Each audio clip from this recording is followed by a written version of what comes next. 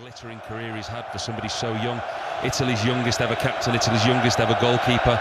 I mean, it's an incredible achievement for someone so young. And when you look at him, you look at the size, you look at the stature, you can understand why he's achieved something at such an age. We think they're going to go with a 4-2-3-1, Italy, as we'll have to wait and see in a moment. So right back, Giovanni Di Lorenzo, Alessandro Bastoni with Riccardo Calafiori at centre-back and Federico Di Marco at left-back. Jorginho and Barella, who is fit, such an important player for them, the Inter Milan playmaker. Fratesi right, Chiesa, we think, on the left, and then just in behind Pellegrini, in behind Gianluca Scamacca. We think that's the way they're going to go. He's tried a lot of different things. He's tried the 5 because so many of them are used to that, Paul, but we think, having a look at it, and as they line up now, as Albania get ready to get us underway, looks like they're going to try a 4. Yeah, they are definitely starting with a back 4 tonight. Spalletti's chopped and changed in the qualification, in the friendlies. He's used a 3-4-2-1 to reduce vulnerability, to stop them being so susceptible to the counter-attack, to protect the centre-halves. But I think in the game tonight against Albania, he realises that he's got a lot of attacking players that he wants to get on the pitch, and he's confident of going with a back 4. They're underway, and Albania have an early chance and an early goal! Would you believe it? They are ahead in Dortmund, and we've only played for 20 seconds of the game. This is extraordinary. Wow, it's Bayrami after a sloppy throw-in from Italy straight from the kickoff, and he's fired it past Donnarumma's left hand, and the defending champions are behind. Italy 0, Albania 1. What a start for Albania, absolutely incredible. Even the most hardened of Albanian fans couldn't have imagined this start. 20 seconds in, Di Marco, the left back for Italy, really sloppy throwing, goes to throw it back to the centre half, Bastoni. Bayrami reads it, nips in, lashes it past Donnarumma before he can see the ball. What a start for the Albanians. This is an incredible start. His 5th goal for his country, Nedim Bayrami. Wow. Relegated with Sassuolo in Serie A this season, and has just fired one past the national team to put Albania 1-0 up. This is extraordinary. It took a little nick off Bastoni before it passed Donnarumma, which gave him absolutely no chance, and the Italians are up against it. I think the goal's going to be timed on around 21 seconds, something like that. Italy are in possession, heading down the right. They've got an early chance to equalise, and it's been put wide by Pellegrini. There's a good opportunity that he's inside the penalty area, 15 yards out. He's just leaning back, and he's put it wide. What a start to this game. I mean, we're not even 2 minutes in. Not every player on the pitch has touched the ball yet. And we've had 2 opportunities, 1 goal, and a great opportunity there. It's an incredible start to the game. Italy, the masters of their own downfall. Really poor throwing from Di Marco. Everybody switched off. 20 seconds in. I mean, it's an incredible start for Albania. You just think now, what are the Italians going to do? They're going to dominate possession. The Albanians are going to sit deep. That was already the game plan. Defensive solidity, sit deep, play on the counter-attack. But now they've got something to hold on to. It's only their 2nd major tournament, Albania. They are 500-1 tournament outsiders in the toughest group in the tournament, but they have the lead. That might be a push in the back by Breuer, who English football fans will know very well, and it is. It's a free kick to Italy, push in the back on Bastoni, and it'll be a free kick 5 yards in from the right-hand touchline, midway inside the Italian half. And now the Italians will have to try and unpick this Albanian defence. As Paul has mentioned, very, very stingy under Silvino and his assistant Pablo Zabaleta. The two were together at Manchester City. Only conceded 4 goals in qualifying. The group, you could argue, wasn't the strongest, but the Czech Republic were in there. They beat them 3-0 at home. Very good at home in qualifying. They only scored 12, but this, as you mentioned, is absolutely perfect for them as Italy come forward through the middle of the pitch with Di Lorenzo, who's up from right back and playing quite a long way forward into the feet of Fratesi. Albania have everyone back behind the ball at the moment. Now they'll charge forward down the left with Di Marco. Gets the ball inside. Albania win the ball back. The goal scorer, Bayrami, plays a long ball forward. Listen to that Albanian crowd roar their team on. They cannot believe what they are seeing. Do not adjust your smart speakers. Do not adjust BBC Sounds. It is Italy 0, Albania 1. The goal coming in 20 seconds. Well, the support that you touched on there that the Albanian team have got inside this stadium, the noise is actually incredible. We've had some good atmospheres already in this tournament, but this one has topped it all. I mean, it's absolutely deafening inside the stadium, but already since the goal's gone in, Italy have dominated possession. The thing with Albania now is they're looking like they're going to drop off. Every single player bar one of the Italian centre-halves is camped inside the Albanian half already. When they've got the ball, Albania, they're going to have to try and keep hold of it, because it's going to be a long 90 minutes plus to play without the ball. But this is something they will be well drilled in. They'll have played so much shape under the manager and Zabaleta leading into this tournament, knowing they're going to be without the ball for their 3 group games. Croatia, of course, and Spain and Italy. As Italy are in possession on the right-hand side. Ball moved infield to Jorginho. And now, up from right-back, it's Di Lorenzo. Deep cross, headed away by Albania. Will they go out for a corner? No, they've managed to keep it in the right-back spot, with Asani. Albania with so many players who have featured in Serie A from time to time. So, Strakosha is in goal of Brentford as the ball swung deep to the right-hand side, inside the penalty area. Italy have possession, 3 forward. In comes a whipped left-footed effort, but it's headed away by Albania. Italy get the ball back, midway inside the Albania half, right-hand side. Still in possession and knocking the ball around nicely at the moment. He's looked good, Barella, so far. Nicolo Barella, who was an injury doubt coming into this one, but so important for Italy going forward. Box-to-box midfielder. You can hear the boos from the Albanian fans as Jorginho's in possession. He's 30 yards from goal. Into the feet of Pellegrini. Ball into the penalty area. Chance here. Good interception from Albania and then cleared away, but Italy have the ball back inside the penalty area. And that's overhit, and it will go out for a goal kick for Albania. It was offside. The flag's gone up as well. So it will be a free kick inside their own penalty area for Albania, and they'll get a bit of a breather. Yeah, I think the message that the Italian coach Luciano Spalletti is trying to get onto the pitch at the moment is just stay calm. I mean, the goal for Albania has come so early on in the game. We've still got almost a full game if you count the injury time at the end of the game. The Italians, the quality that they've got in the middle of that pitch with Pellegrini and the 10 roll, Barella, Jorginho, you can see the possession that they've had already. Albania's sitting very, very deep. They're already dropping into a back 5.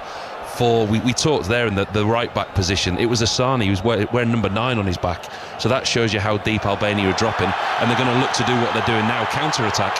And they are on the counter-attack, and they have got a little bit of room. Here's Asani in the penalty area, left-footed strike, deflected and behind for a corner. He probably could have let that go there, Di Lorenzo, and his goalkeeper gives him a little tap on the head. It flicked off an Italy player anyway, so it would have been a corner. So he went safety first, and this is where Albania, they'll have done loads on set pieces. Well, you can just see the Italians a little bit nervy, aren't they? They've conceded that goal. They can't afford to concede another. Now the Albanians will know they've got an opportunity with a set play. They will have known that they're not going to get that many opportunities in games like this, so they will work very, very hard on the training ground, the set play routines, and it's another opportunity for them. Corner then for Albania on the right-hand side. It's going to be taken by Asllani of Inter. He's got his left hand in the air. 5 players jostling for position inside the 6-yard box. Up he steps, right-footed, little flick at the near post, comes off an Italian player, and it's behind for another corner for Albania. It's a really poor delivery, but you can hear there from the Albanian supporters, all the Albanian attackers are inside the 6-yard box. The Italian way is to mark zonal, they're seemingly marking zonal, but they've had to change because Albania are just packing that 6-yard box in and around Donnarumma, making it very uncomfortable for the 6'5" Italian goalkeeper. In comes the corner again, into the near post, headed away by Italy, high, but it will be picked up by an Albanian red shirt with their black shorts, and they come forward down the left-hand side. Good run this, and a cross into the penalty area. Oh, and he's kicked thin air there. He's not kicked thin air, but he's not really made a very good connection with a left foot shot. Probably fell to the wrong player in Berat Jimshiti, and it will be an offside flag that will give Italy a free kick inside their own penalty area, and it's Italy 0, Albania 1 on 5 Live. The goal coming on 23 seconds, the fastest ever European Championship goal we've witnessed there, Paul.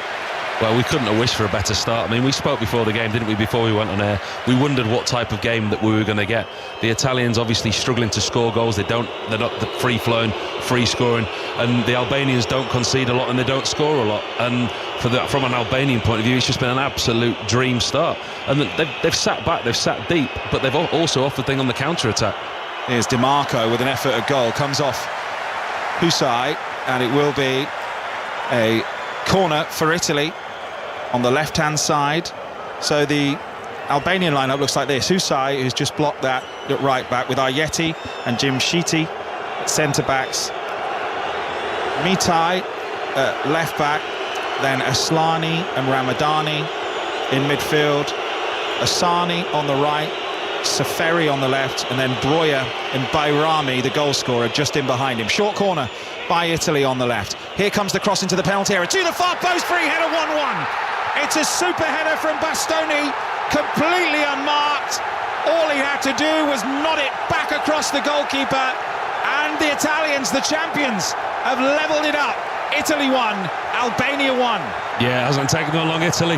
That little bit of possession that they've had, and it's all come from a really, really simple set play. The corner routine well worked on the left-hand side.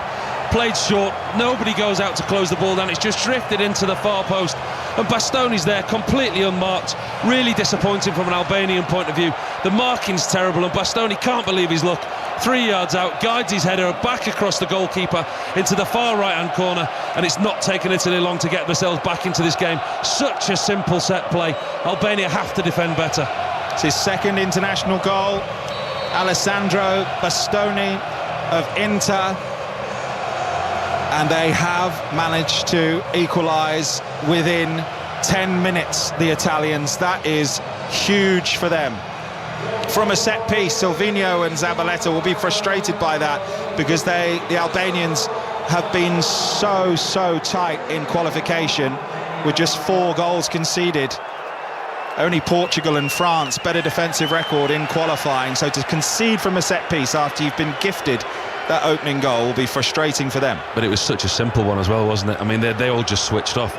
Italy played the short corner, and Albania didn't have the 2 players going out to close.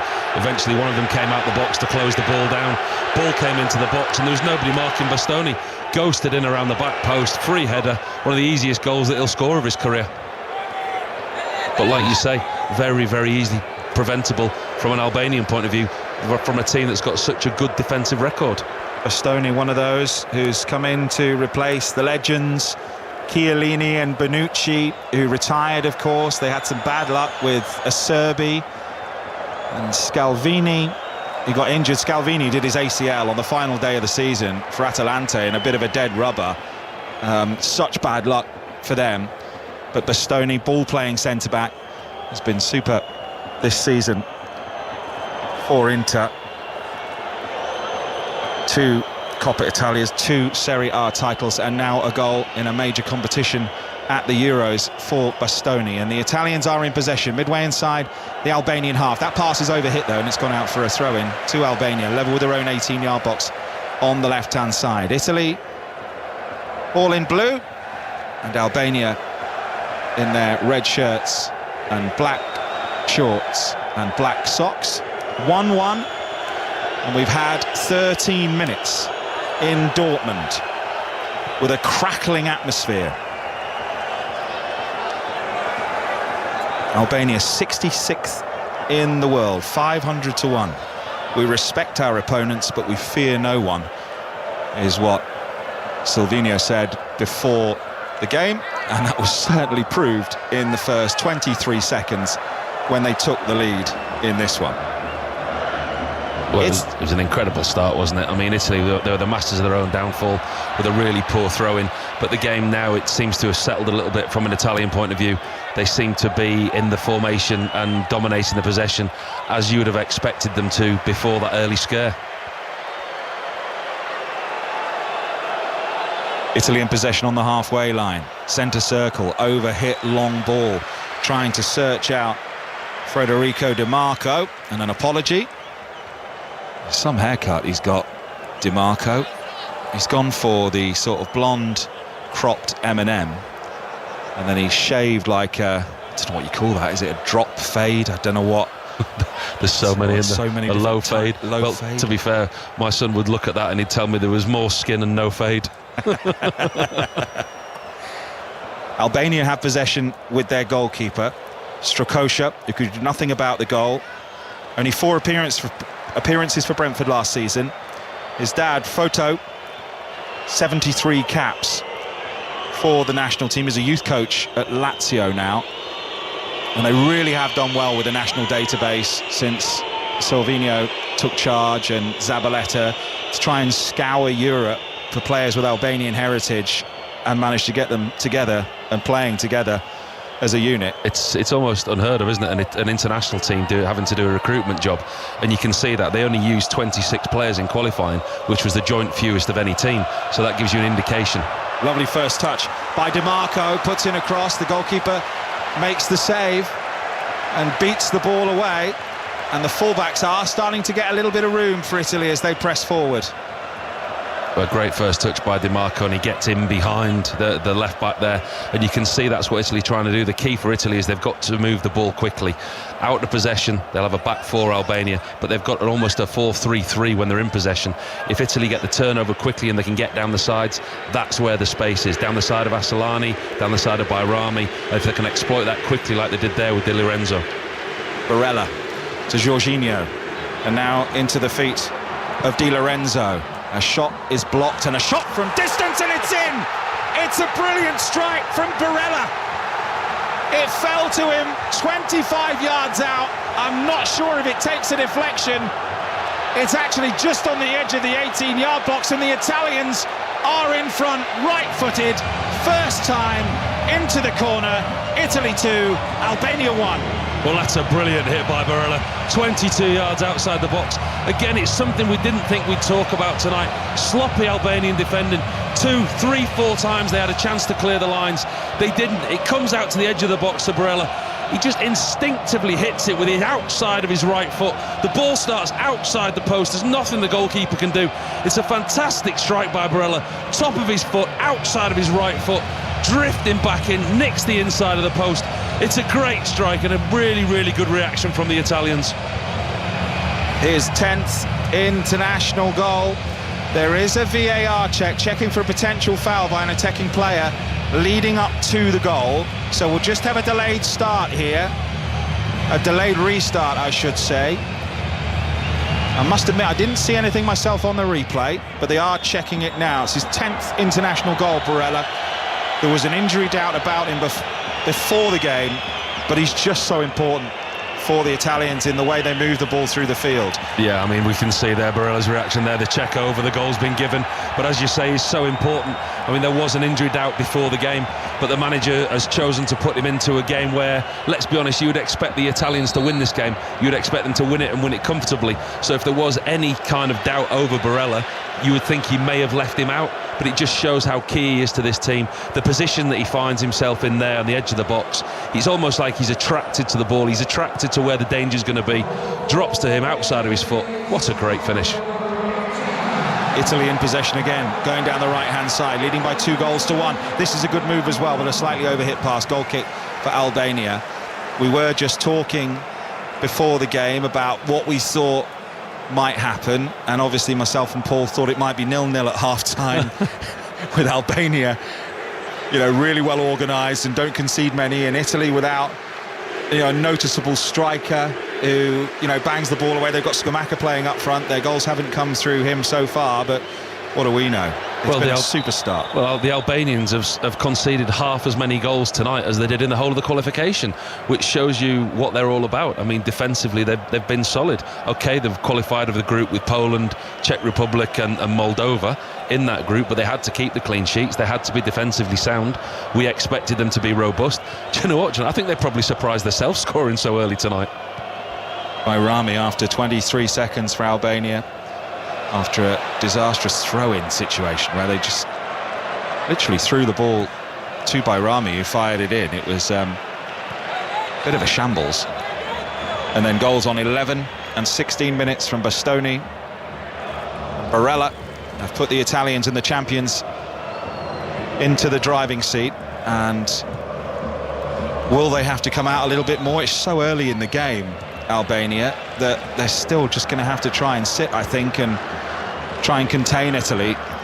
But they haven't been able to cope with the two fullbacks, have they, moving up the pitch so far, Albania, as Italy are in possession centre field. Yeah, well, that's the thing. I think we spoke about them playing a back four, but they're very quickly now dropped into a back five almost, and the space is down the side of the midfield because they're playing three in midfield. It's very, very narrow, and when the Italians move the ball quickly, push on Di Marco and Di Lorenzo into those areas down the side of the Albanian midfield, that's where they cause problems. Good from Italy down the right-hand side, and it's a good challenge. Snapping in back there from Seferi, the 27-year-old who plays in the United Arab Emirates. 19 caps and 3 goals, with some good defensive work there to stop Chiesa getting the ball across from the byline. But Italy have won themselves a corner from the right-hand side. Pellegrini's over it, along with Di Marco. Marco with his socks in very much a Steve Claridge style, if you can picture that. He's showing off his legs and his fine array of artwork down his left leg. It's a bit Jack Grealish, the shin pad situation. As in comes a good-looking corner, and Albania have partially dealt with it. The Italians trying to win the ball back, but they might break here, Albania, if they can get hold of the ball in midfield. It's with the goal scorer, Bayrami. Out towards Breuer, who's fouled, I think. Yeah, there's the referee's whistle, and it's going to be our first yellow card here. And it's come for Lorenzo Pellegrini, the Roma number 10 for Italy. Yeah, he had to put in the foul there. We saw there, and the pace on the counter-attack from the Albanians of Bayrami, the goal scorer, gets away, plays a really good ball into Breuer. He just gets the wrong side of Pellegrini and he has to bring him down. So now Albania have got an opportunity with a free kick, another opportunity to put the ball into the Italian box. Live from the BBC. It's the voice of Paul Robinson, former England goalkeeper. And they've decided not to put the ball in the box, Albania, but to try and have a little bit of possession for a while. So they're stroking the ball about at the back for the first time in the game, with Ayeti and Jim Sheety. Don't forget, you can take us with you wherever you are with the BBC Sounds app. You getting out of the car, stick us on with your headphones on BBC Sounds. And while you're there, you can check out Match of the Day Top 10 as Gary Lineker, Micah Richards and Alan Shearer bring you a special Euro series ranking their greatest games, controversial moments. Really good, that, on BBC Sounds right now, with Albania in possession on the halfway line. Italy 2, Albania 1. 22 minutes of the game gone. Albania with their first bit of meaningful possession, really, of the game. Everything's been on the counter, but they've got time here to try and pick the Italians open. They've got the ball on the left. In comes a deep cross, a good-looking cross. You can just hear the Albanian supporters every time. They felt there was a free kick there. That's why there are whistles. But they're still in possession, the Albanians, midway inside the Italian half. Centre field.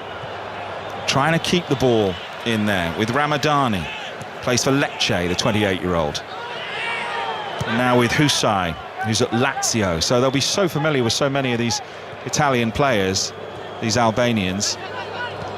And they've still got possession on the halfway line. Italy pressing hard, working hard, as Spalletti teams usually do. If you've ever seen what he did at Napoli, they really do put a shift in.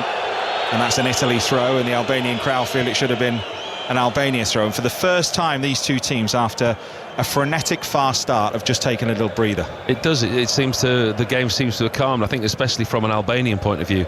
I think scoring the goal so early on after 20 seconds, it probably threw their game plan a little bit as well. And the Italians getting back into the game, then conceding 2 goals from an Albania point of view. They do now look to have enjoyed a little bit of possession, and the two sides seem to be, just standing off each other. The game has settled. No need to go anywhere else. We'll keep you up to date with the US Open third round with Ian Carter at Pinehurst, and the cricket, if it stops raining, in the Caribbean with Ellie as well, as Italy are in possession. Left-hand side, midway inside the Albanian half, trying to unpick them, and it's an overhit through ball from Jorginho. Puts his hand up, says sorry about that. And it'll be a goal kick for Albania. Italy 2, Albania 1. We'll also keep you up to date with the tennis. Paul Scott at that all-British Nottingham semi-final between Emma Raducanu and Katie Bolter. Katie Bolter, the reigning champion. Should be good. Albania in possession, trying to bring the ball out of defence, and they played a long, high ball through the middle for Breuer to chase. He's slightly unbalanced there, and for a moment he looked like he was going to get on the end of it, but Donnarumma, all in green, comes out of his goal and rolls the ball into the feet of Jorginho in the centre of the pitch. And now on the left it's Pellegrini, 10 yards inside his own half. Offloads the ball to Jorginho again. Pellegrini once more in the centre circle, but brings the ball over the halfway line. Italy in comfortable possession now inside Albanian territory with Jorginho again, who plays a long, raking crossfield ball. It's a lovely ball actually, and first time Di Marco puts the ball inside and it finds Pellegrini. Good football this from Italy. Albania back in a 5 and then a 3 and then a 2. Very, very deep in the low block as Italy come down the right-hand side. Now they run down a blind alley and check back inside with Jorginho. Whistles and boos from the Albanian crowd inside the BVB in Dortmund. Every time the Italians go sideways and backwards, as Italy is still in possession.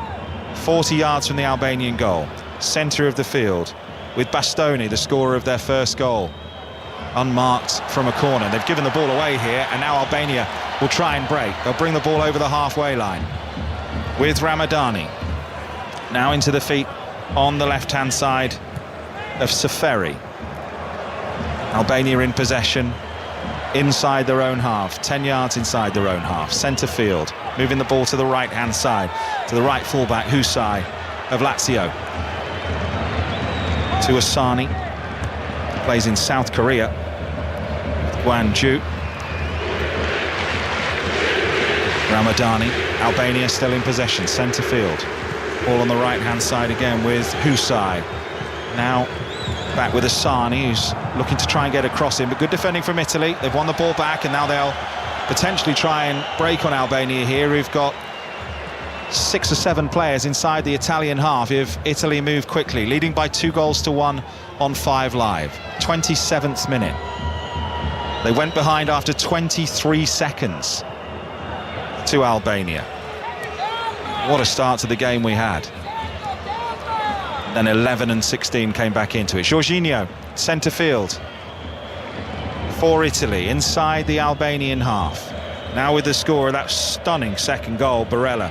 Nicolo Barella. Such a good strike. Outside of the foot, keeper no chance. Jorginho, edge of the penalty area, chips the ball forward into the feet of Scamacca for a rare touch from Scamacca, former West Ham United striker. Italy still in possession, although they've been forced back by Albania, and Albania look in better shape defensively than they did in the first 20 minutes. They just look like they found their feet a little. Paul Robinson. I think they're very much well drilled into regaining a defensive shape.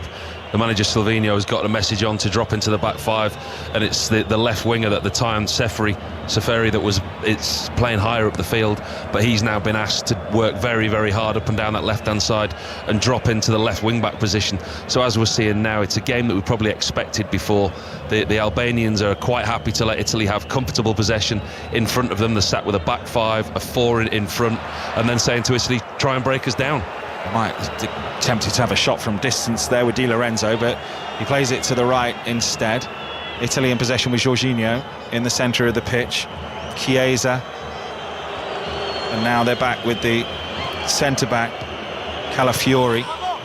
Pellegrini knocking the ball around nicely here. Italy still got possession inside the Albanian half. Every Albanian player back behind the ball. Jorginho tries to thread it through. Albania intercept, and then they'll try and break quickly with Seferi on the left-hand side, but a good interception, and it'll be a throw-in for Albania midway inside their own half on the left-hand side. At the tennis in Nottingham, by the way, the all-British semi-final between Katie Bolter and Emma Raducanu will resume tomorrow. It was suspended because of bad light. Emma Raducanu took the first set 7-6. So that'll be interesting when it resumes tomorrow. Italy in possession, corner of the penalty area on the right-hand side with Chiesa. Left-footed cross hits the back of an Albanian defender, and Italy get the ball back. And knock it all the way back to their goalkeeper, Donnarumma. Second in Group C, Italy in qualification. Of course, they're in England's group. 4 wins, 2 draws and 2 defeats, both to England. And they survived a penalty shout from Ukraine in that 0-0 draw to avoid a playoff. So qualification, they got there, but they've had a bit of an up and down time, I think it's fair to say, since winning the trophy in 2021 against England. Failed to qualify for another World Cup, no World Cup since 2014, and then Roberto Mancini went to Saudi Arabia, and they were on the search for a new manager who's only been in charge for 8 matches, Paul. Yeah, I think with Mancini as well, they've been in a state of rebuild numerous times, haven't they? I think I remember when Mancini first took over, I think he called 35 players up into his first squad because he wasn't sure of what he had. He wanted to look at all the players. And with Italy then winning the Euros and not qualifying for the World Cup, the inquest started. Sorry to interrupt, great work from Chiesa down the right, put in a cross, and then almost an overhead kick from Pellegrini, and Italy have the ball back with Dimarco. Sorry, carry on. No, it's just the inquest started, didn't it? And the rebuild started again when there was no qualification for the World Cup. I mean, in the Italian press, how can the European champions not qualify for a World Cup? But you know, they've been forced into numerous changes now with the squad, with the players they've got missing, unavailable. Tonali, Udogi, Zaniolo, Berardi, along the likes of Chiellini and Bonucci who have retired. So again, it's another rebuild. It's a younger generation. We talked about Buongiorno maybe playing the centre half, but Calafiori got the nod today. 2 quality centre halves, ball playing centre halves. So the next generation, that the conveyor belt started again. Buongiorno, by the way, who's on the bench, does actually pretty much translate to good morning, so they would have had good morning playing at centre-back, which I quite like. Luciano Spalletti won the title with Napoli, of course, and then wanted a break. He went to his Tuscan home where he makes wine and olive oil, and then got tempted into the national job once Mancini left. Sounds good, doesn't it, making wine and olive oil in Tuscany? Didn't do it for long. Well, he can't be that good. He's taken another job, hasn't he? But I think the thing is with the Italian side, with the Napoli side that he had, he quite often played a 4-3-3. He played a very attacking style of play, high press, and scored a lot of goals. But he hasn't been able to do that with this Italian side because he hasn't got the players, the forward players, to score the amount of goals that he did at Napoli. Got some good news from Antigua, by the way, where England need to beat Namibia to stand any chance of qualifying for the Super 8. The game is due to begin at 9 o'clock our time, so 27 minutes time they're due to get underway. Of course, a draw and an abandonment, another one to go with the Scotland one, and they wouldn't be able to qualify for the Super 8. So that's some good news at least, and we'll keep you up to date with that with Ellie Aldroyd. Is it a 5-a-side? We just need a 5-a-side, isn't it, just to get the game started? I think that's the minimum requirement, isn't it? 5 overs per side. It's going to be 11 this, so if it had been called off, if they started at something like 9:36, something like that, it'd have been 5 overs a side, but they're going to get 11 overs per side. As Jorginho for Italy plays the ball out to the right-hand side to Chiesa, a little ball inside, but just couldn't bring it under control there, Fratesi. But Italy have got the ball back, and now maybe Fratesi will score. Dink! Oh, great save, post! Italy still got the ball at the byline, trying to get the cross in still. Oh, it's great feet from Chiesa, puts in a dink cross, but cleared away. That is a super save from Strakosha to palm it onto the post, Paul Robinson. Yeah, Fratesi finds himself in a great position there, doesn't he?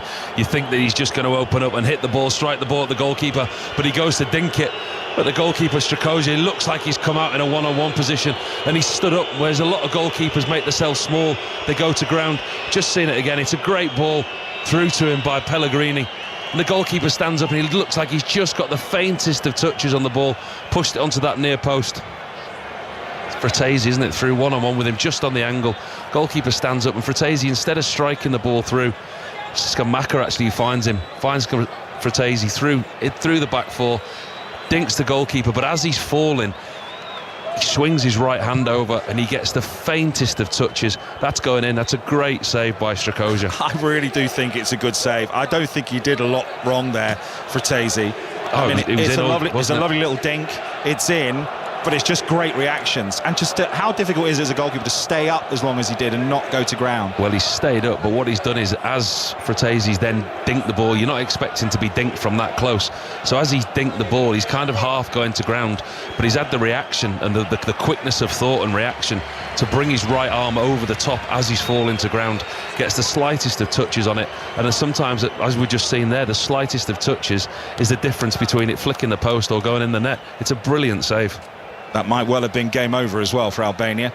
So arguably, he's kept his side in the game. Chiesa just needed a little bit of treatment there after he crossed the ball right-footed at the byline, but looks okay. He's jogging just around the corner flag now with the doctor and the physio keeping him company, and the referee will tell him when he's allowed to come back on.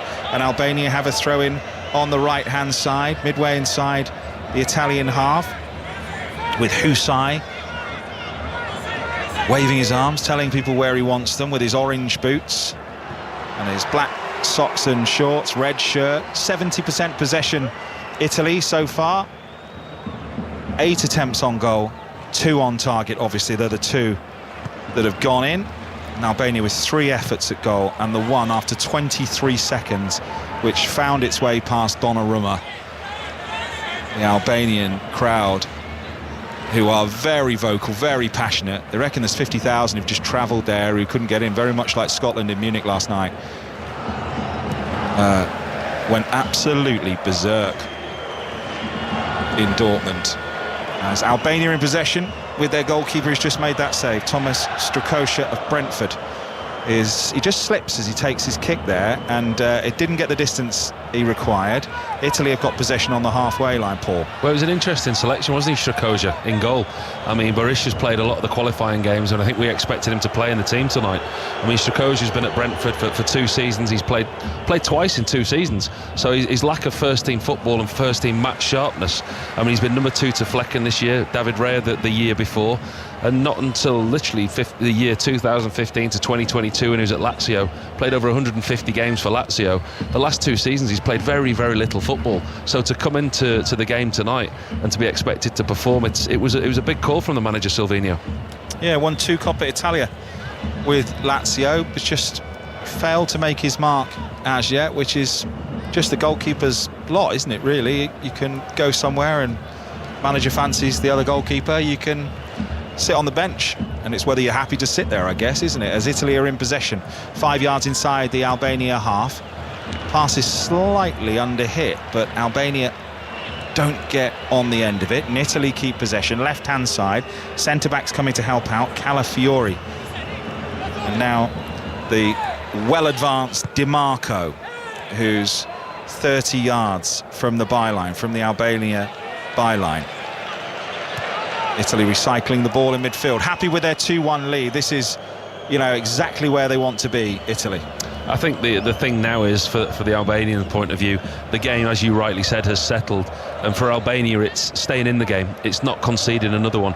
So the goalkeeper make a great save there. If they can stay in the game to half-time, till 60 minutes to 75 minutes, they'll break the game now up into sections. They'll try and get to markers within the game. Their next aim is to get to half-time without conceding another goal. Italy are having the lion's share of possession, they're dominating, but the thing for Albania is don't get cut open, don't concede another one, stay in the game till later in the game, and there's always a chance you can get something. Italy 2, Albania 1. That's the voice of Paul Robinson, and we are 7 minutes plus added time away from half-time on 5 Live. Italy in possession on the halfway line with the scorer of the second goal, Barella, who's got his foot on it, playing in little triangles at the moment. Italy keeping possession, Albania still in the low block. Jorginho knocks it back to the halfway line. They're comfortable with this possession at the moment. The You'll Never Beat Kyle Walker podcast, by the way, if you haven't heard it yet, is brilliant. There's a little bit of space here for Pellegrini. Edge of the 18-yard box, low cross cleared away by Albania. It's so good, taking you inside the dressing room to find out what it takes to win over and over again. You'll Never Beat Kyle Walker. It's on BBC Sounds right now if you get a chance to have a listen. It is very, very good, as Italy have a throw-in, level with the Albania penalty spot on the left-hand side. There's just been a little bit of a lull in the atmosphere, hasn't there? I mean, we talked before the game about the incredible atmosphere that the Albanian fans have brought, and from an Italian point of view, this is one way to kill and dampen down an atmosphere. They've done it with possession. They've not really created that many chances, but they're dominating possession, and they're making the Albanians run after the ball and work, and at the moment they're having a lot of possession, and the Albanian crowd has gone quiet. Chance for Scamacca, good save again by Strakosha, and it's a corner for Italy. It was played through to him, first touch brought it down, second touch on the half volley on the angle, but the goalkeeper was up to it again. Well, that came out of nowhere, didn't it? It came really quickly. Ball forward, Pellegrini wins a really good header on the edge of the box, comes through to Scamacca on a very similar angle to Fratesi. Goalkeeper comes out in the same way, makes himself big, but this time Scamacca, instead of what Fratesi did, lifting the ball, Scamacca goes for power, but the goalkeeper's positioning allows him to make a really good block.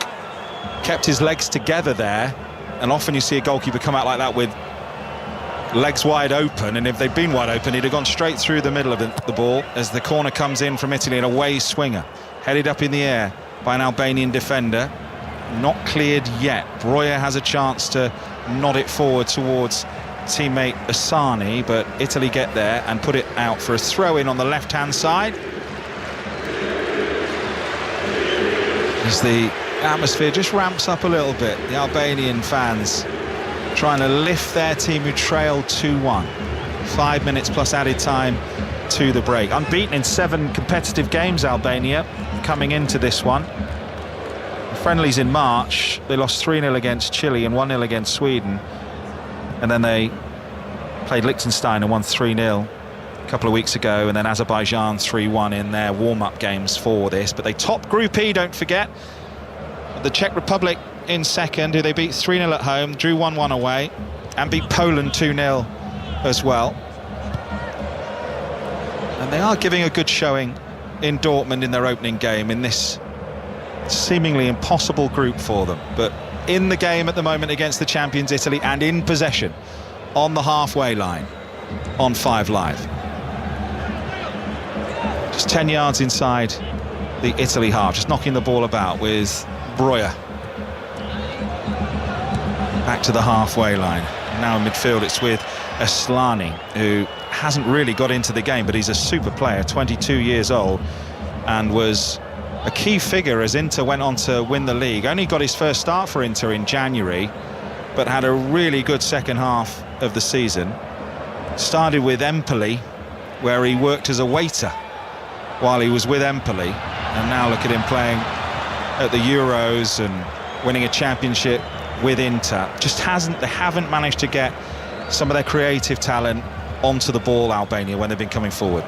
I think it's the way that the game started for them, obviously with their own early goal and then conceding in the manner that they did. I don't think it was a game plan that either manager would have expected in the first 20 minutes. And I think it threw them.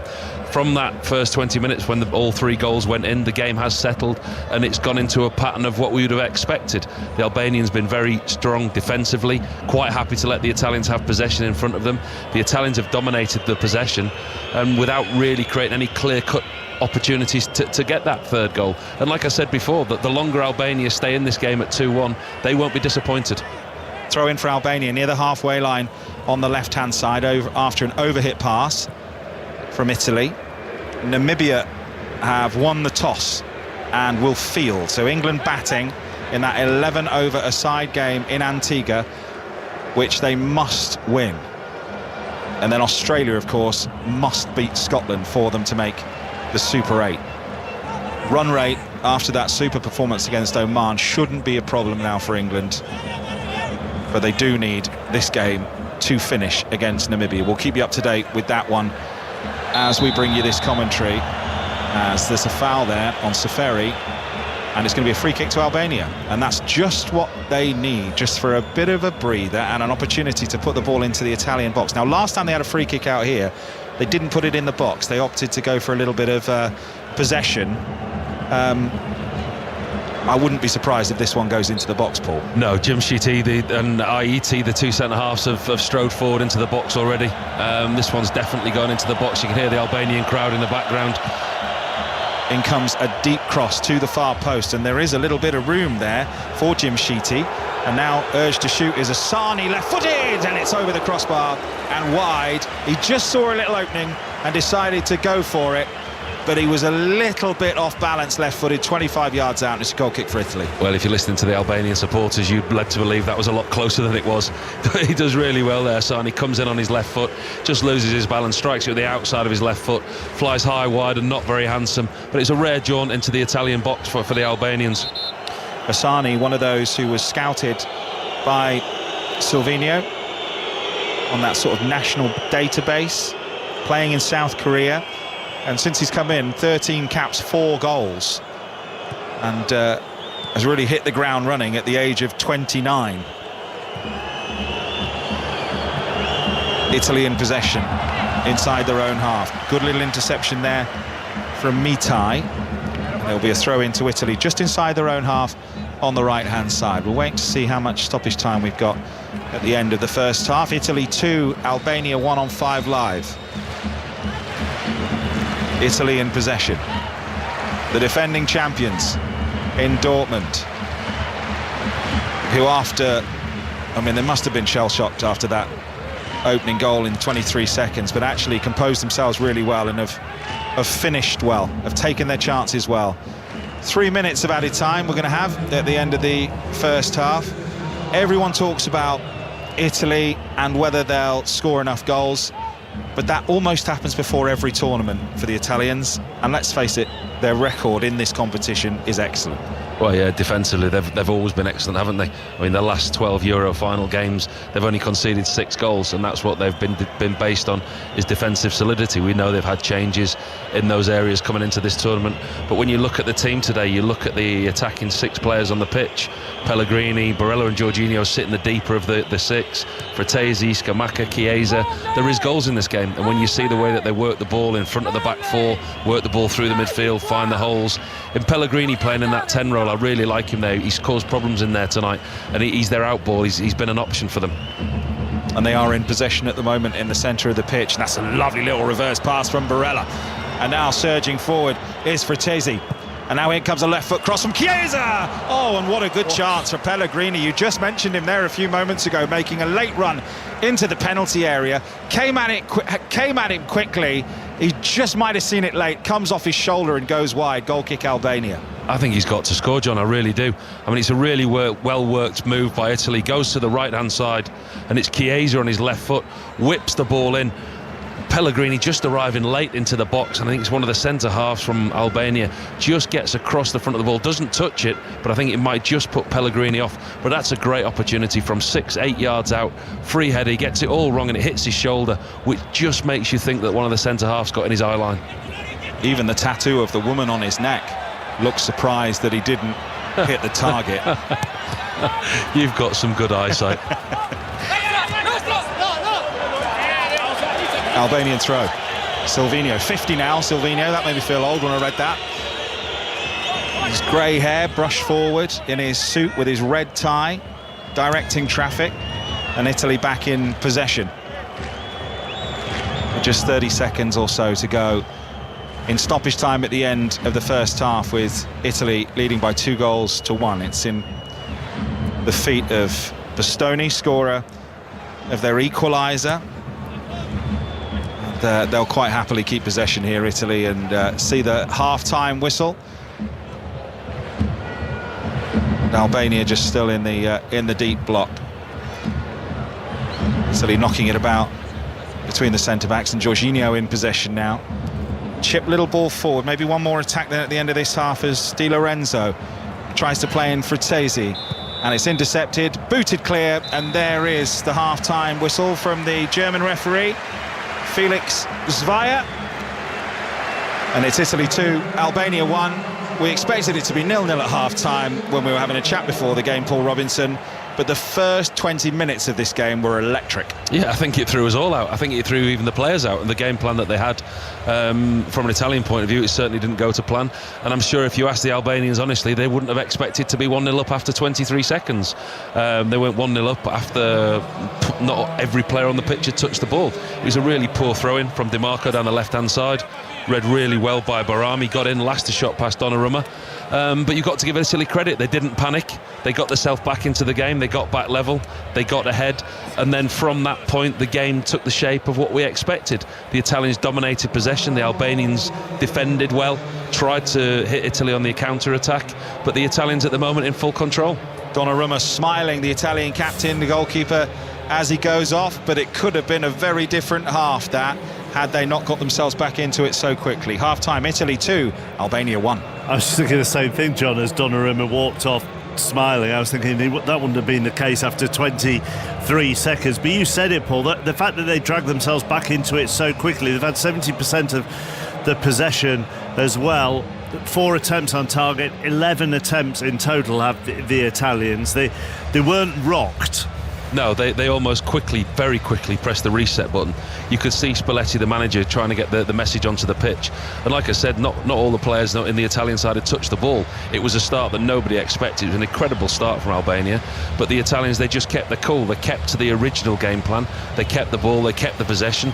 They got the goal back, very quickly took the lead, and then all of a sudden seemed very, very relaxed. The big thing for Albania now is to stay in the game and not concede.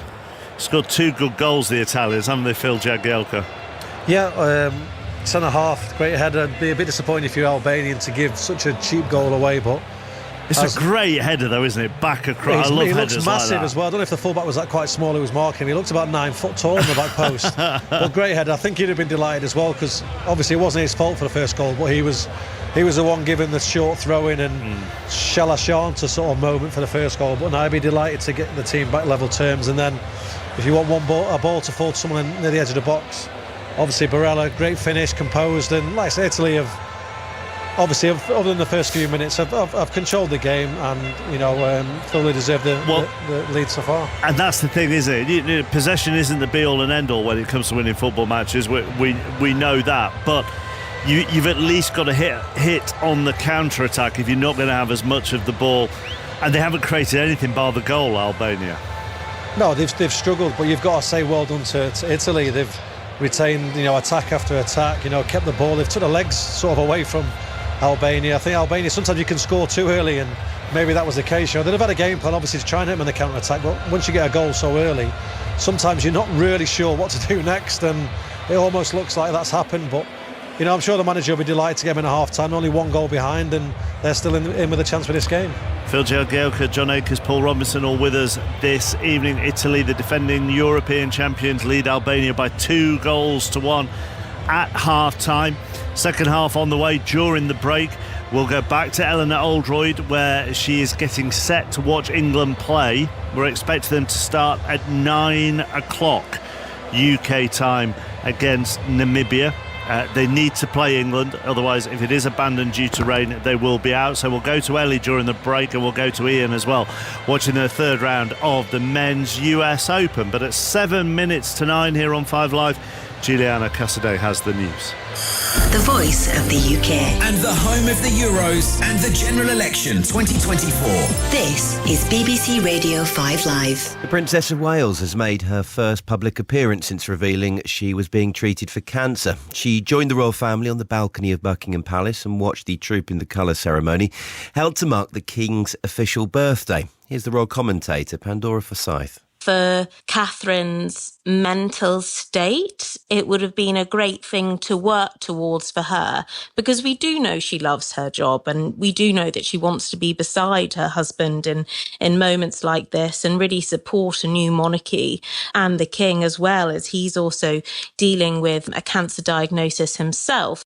President Zelensky has suggested that peace is achievable in Ukraine at the opening of a summit looking for ways to end the war.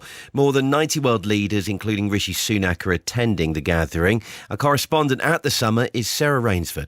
That's an incredibly complex thing to achieve, and especially at a point when neither side, neither Russia nor Ukraine at this point, is prepared to talk about any kind of compromise. And when, of course, the war inside Ukraine is raging on, and in fact Russia at this point appears to have the advantage on the ground. So it's a very, very complex process. And I would say that at this point they're simply sketching out the potential path to peace. And the Israeli army says 8 of its soldiers have been killed in a blast in the city of Rafah in southern Gaza. Hamas says it blew up their armoured vehicle with a rocket.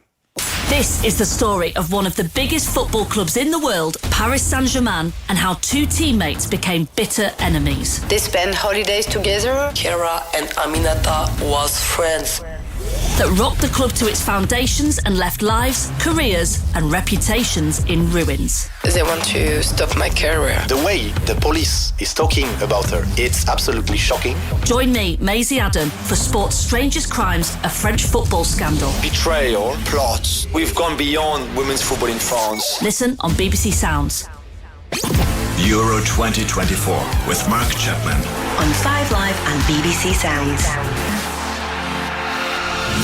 So Italy are 2-1 up on Albania at half-time. In the other two games today in Group A, so Scotland's group, Switzerland beat Hungary by 3-1, so that gives Germany and Switzerland 3 points in that group after the opening round of fixtures. Obviously Hungary and Scotland on no points, and Spain beat Croatia by 3-0 in the other game in the Italy group. Let's go to the Men's T20 World Cup then. England against Namibia, delayed due to rain.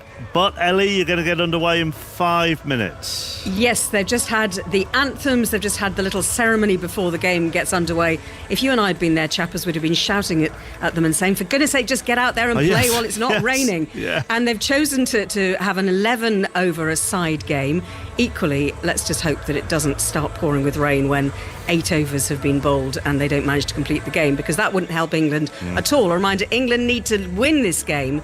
That's their only option if they're to progress to the next stage of the World Cup, and then hope that Australia beats Scotland in the early hours of the morning in St Lucia. But 11 overs aside is the way it's going to be. Namibia will bowl first, so England will bat without Will Jacks and Mark Wood. He's rested for this game.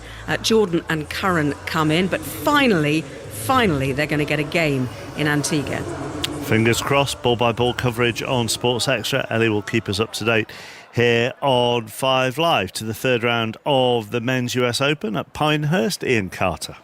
Rory McIlroy opening up with a couple of pars, but has just played a wonderful bunker shot to get to within tap-in range for a birdie at the short par 4 third. That would take him to 4 under par and into a share of second place with Matthew Pavon, Tony Finau and Bryson DeChambeau. Ludwig Aubert with a par at the first, driving into a little bit of trouble on the second. He continues to lead at 5 under par. Tyrrell Hatton off to a good start as well.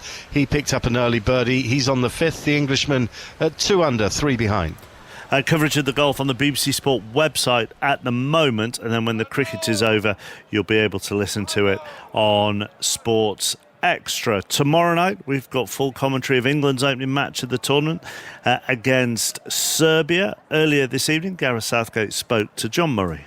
Gareth, the eve of another major tournament, so that's for you 4 as a player and now 4 as a manager as well. But it is once more unto the breach, isn't it? It is.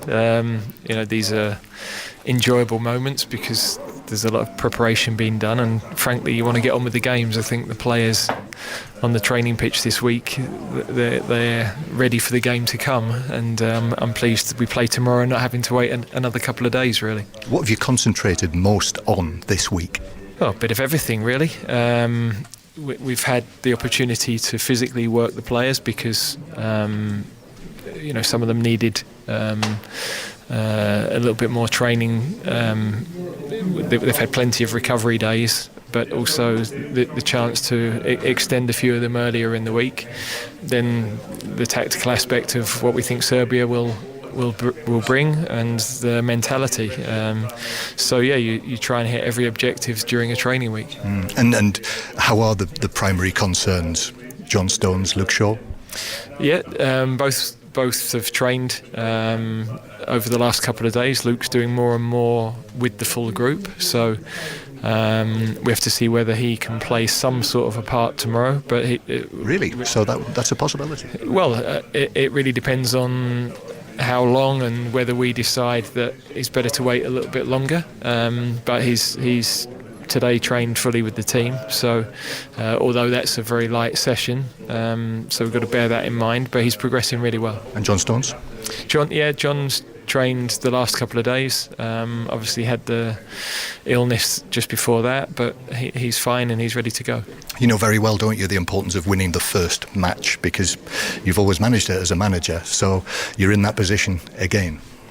Yeah, that's of course what every coach at the beginning of the tournament is hoping for, and a couple of teams have had perfect starts, really, ahead by 3 goals at half time in 2 games. So, but of course football can, in tournaments you've got to be ready for every possibility, every event that might happen. So it's not just about preparing the team to start well, it's about preparing for the full 95 or however many minutes we have, and making sure that as an England team we're prepared for everything that Serbia can bring. So here we are on the verge of it again. I mean, what are your emotions? What are your hopes? What are your fears?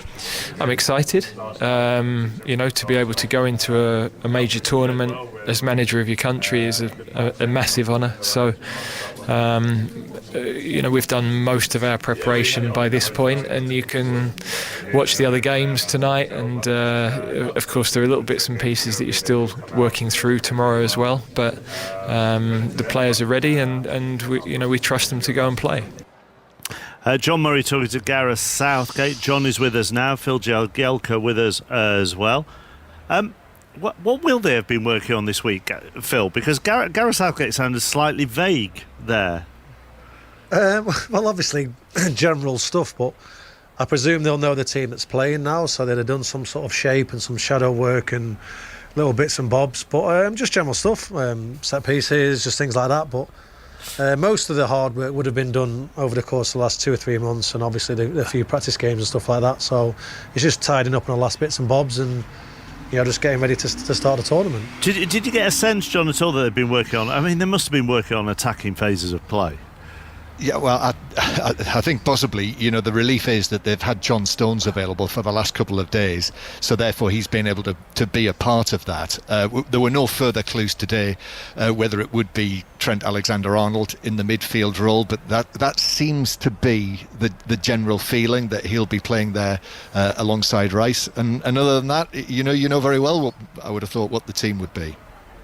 Do you sense, and Gareth Southgate himself mentioned a couple of teams being 3-0 up at half-time, do you get a sense that what they do tomorrow night is already going to be judged against what Germany and Spain have done? And maybe Italy as well, actually. We'll see what happens in the next 45 minutes. But I do. I think that, and I think as well, they need a real settler. They need a strong start, as I mentioned to him there in his previous 3 tournaments as manager. They've won the opening game, and that really has been a springboard to them going, further into the tournament. There is a lot of talk around. I don't know whether you've picked it up with the people that you've spoken to. People are not so much saying that England are among the favourites. They're saying they are the favourites, so that brings its own pressure. But I think we should mention England have never gone beyond so much as a semi-final at a major senior men's tournament on foreign soil, so they're going to have to do something they've never done before. But there again, people would say, well, they've got as talented a squad as they've ever had. The people I've been mainly speaking to today have been Scottish fans on trains. They haven't been telling me that England are the favourites. Didn't bring up England's. No, they didn't really want to talk football, I'll be honest with you. a lot of them, strangely enough. I mean, you've said it before, Phil, when you've been part of everything this week and told us, don't lose your first game. Don't lose it. And Southgate, one of his strengths is how they perform in their opening games. Yeah, I think don't lose it, but as we've just said, if you win it, that just relaxes the squad. If you win the first game, you're nearly qualified out of the group. That's how important the first game can be. When I said before about don't lose it, that's again because you don't want the nervousness to come in the next couple of games. But the opportunity is to go out and win. And like I say, there will be comparisons to how the other, shall we say, bigger nations have done so far. Obviously 3-0 up at half-time in a couple of games probably not done him too much of the favours, but we've got to go out there and attack the game and hopefully get the 3 points. Full commentary of England tomorrow with John Matthew Upson alongside him. England against Serbia, 8 o'clock kickoff. All the build-up before it, of course. Italy, Albania on BBC One this evening. If you go to the iPlayer or the BBC Sport website and app, you can watch the pictures in sync with our commentary from Paul Robinson and John Akers.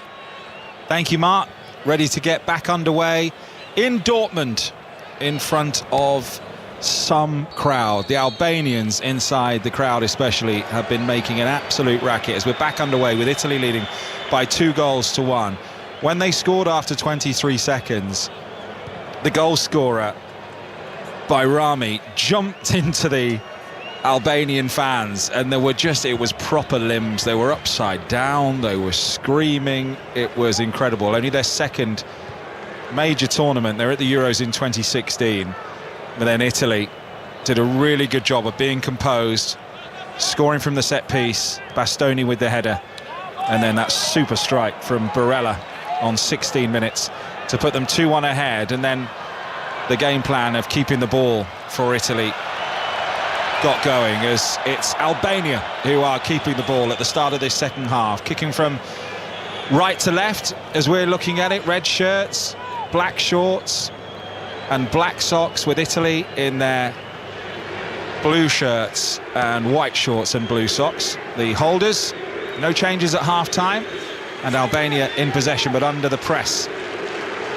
from the manager, who likes his teams to play like that. Spalletti did a brilliant job with Napoli. We're really free scoring actually in that season 22-23 when they won the title. Very exciting to watch as Albania still in possession. 2-1 in the lead. Paul Robinson, former England goalkeeper, is alongside me. What do you think Albania need to do to get back into this game? As we'll just watch this attack on the right hand side as Italy are in possession with Fratesi, who's just brought the ball back to the corner of the penalty area, back to goal, and they'll be forced back Italy. What do you think Albania needs to do? Stay in this low block and hope to hit on the break, but at some point they're going to have to come out, aren't they? That's what we're going to see, John. Yeah, we're going to see Albania in a very low block defensive mode and trying to hit the Italians on the break. England are playing Namibia in the T20 World Cup in Antigua, and Ellie Aldroyd is watching. There's been a wicket, Ellie. Yes, Joss Butler, the captain, is out, bowled by Ruben Trumpelman. England in a bit of trouble in the second over of this game. 2 for 1. Johnny Bairstow joining Phil Salt in the middle, and the first over went for only 1 run. So England looking nervy. They need to win here if they're going to progress or have a chance of progressing. Fratesi in possession for Italy, leading by 2-1. Chance here, shot on the edge of the area, came in from Scamacca. I think it hit the back of his own player and stopped it going goalwards. Looked like it was on target, and Italy have a throw-in on the right-hand side, midway inside the Albanian half. You can see by the disappointment on Scamacca's face then, the ball just drops him on the edge of the box. It's headed out by the Albanian centre-half, hits it on the half volley, a really clean, crisp strike, and it just hits Fratesi, his own player. I mean, he's trying to get back onto onside from an offside position. Scamacca couldn't have hit it any cleaner. It was flying towards the bottom right-hand corner, strikes his own player.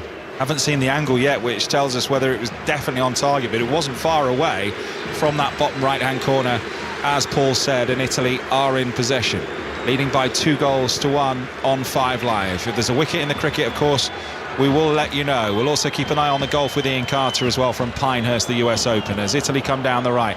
Chiesa, lovely little cross. Oh, a flying effort coming in, but didn't manage to make a proper connection on it. DeMarco there tried like a flying Daniel LaRusso Karate Kid half volley. It didn't come off. I think for those of you with long enough memory, he tried a Di Canio and the half volley, but he actually missed it with his striking foot and it hit his standing foot instead. He made a real mess of that, DeMarco. Yeah, that reference makes much more sense than the Karate Kid reference that I gave, Paul. You're absolutely right, it was a Di Canio, maybe not a LaRusso. I got it though, I understood it. I got it. You were there. Yeah. Italy in possession on halfway, lip of the centre circle now, with Bastoni, scorer of their opening goal, with a header from inside the 6-yard box. He won't score an easier header, at least he made it look easy, as Italy come through the middle of the pitch. That's a nice little reverse pass looking for Fratesi, but the goalkeeper, who made a couple of really good saves in the first half, Strakosha of Brentford, the 29-year-old, comes out and dives on the ball in sort of a luminous yellowy green, I'd call it, the goalkeeper's kit. you're not going to miss him, that's for sure. He's very, very bright. This is good football from Albania, and they've got a little bit of room here, and then coming forward with the goal scorer Bayrami through the middle of the pitch into the feet of Broja. Looked like he was being fouled, but has kept his feet and is still in possession. Now the ball out onto the left-hand side to Soferi, and Broja has tangled there with an Italian defender, and the Italian defender's on the ground, and the referee's got a yellow card in his left hand in his gold shirt, and he is about to book someone, but I'm not sure who. Well, there's this rule about only the captain being able to speak to the referee.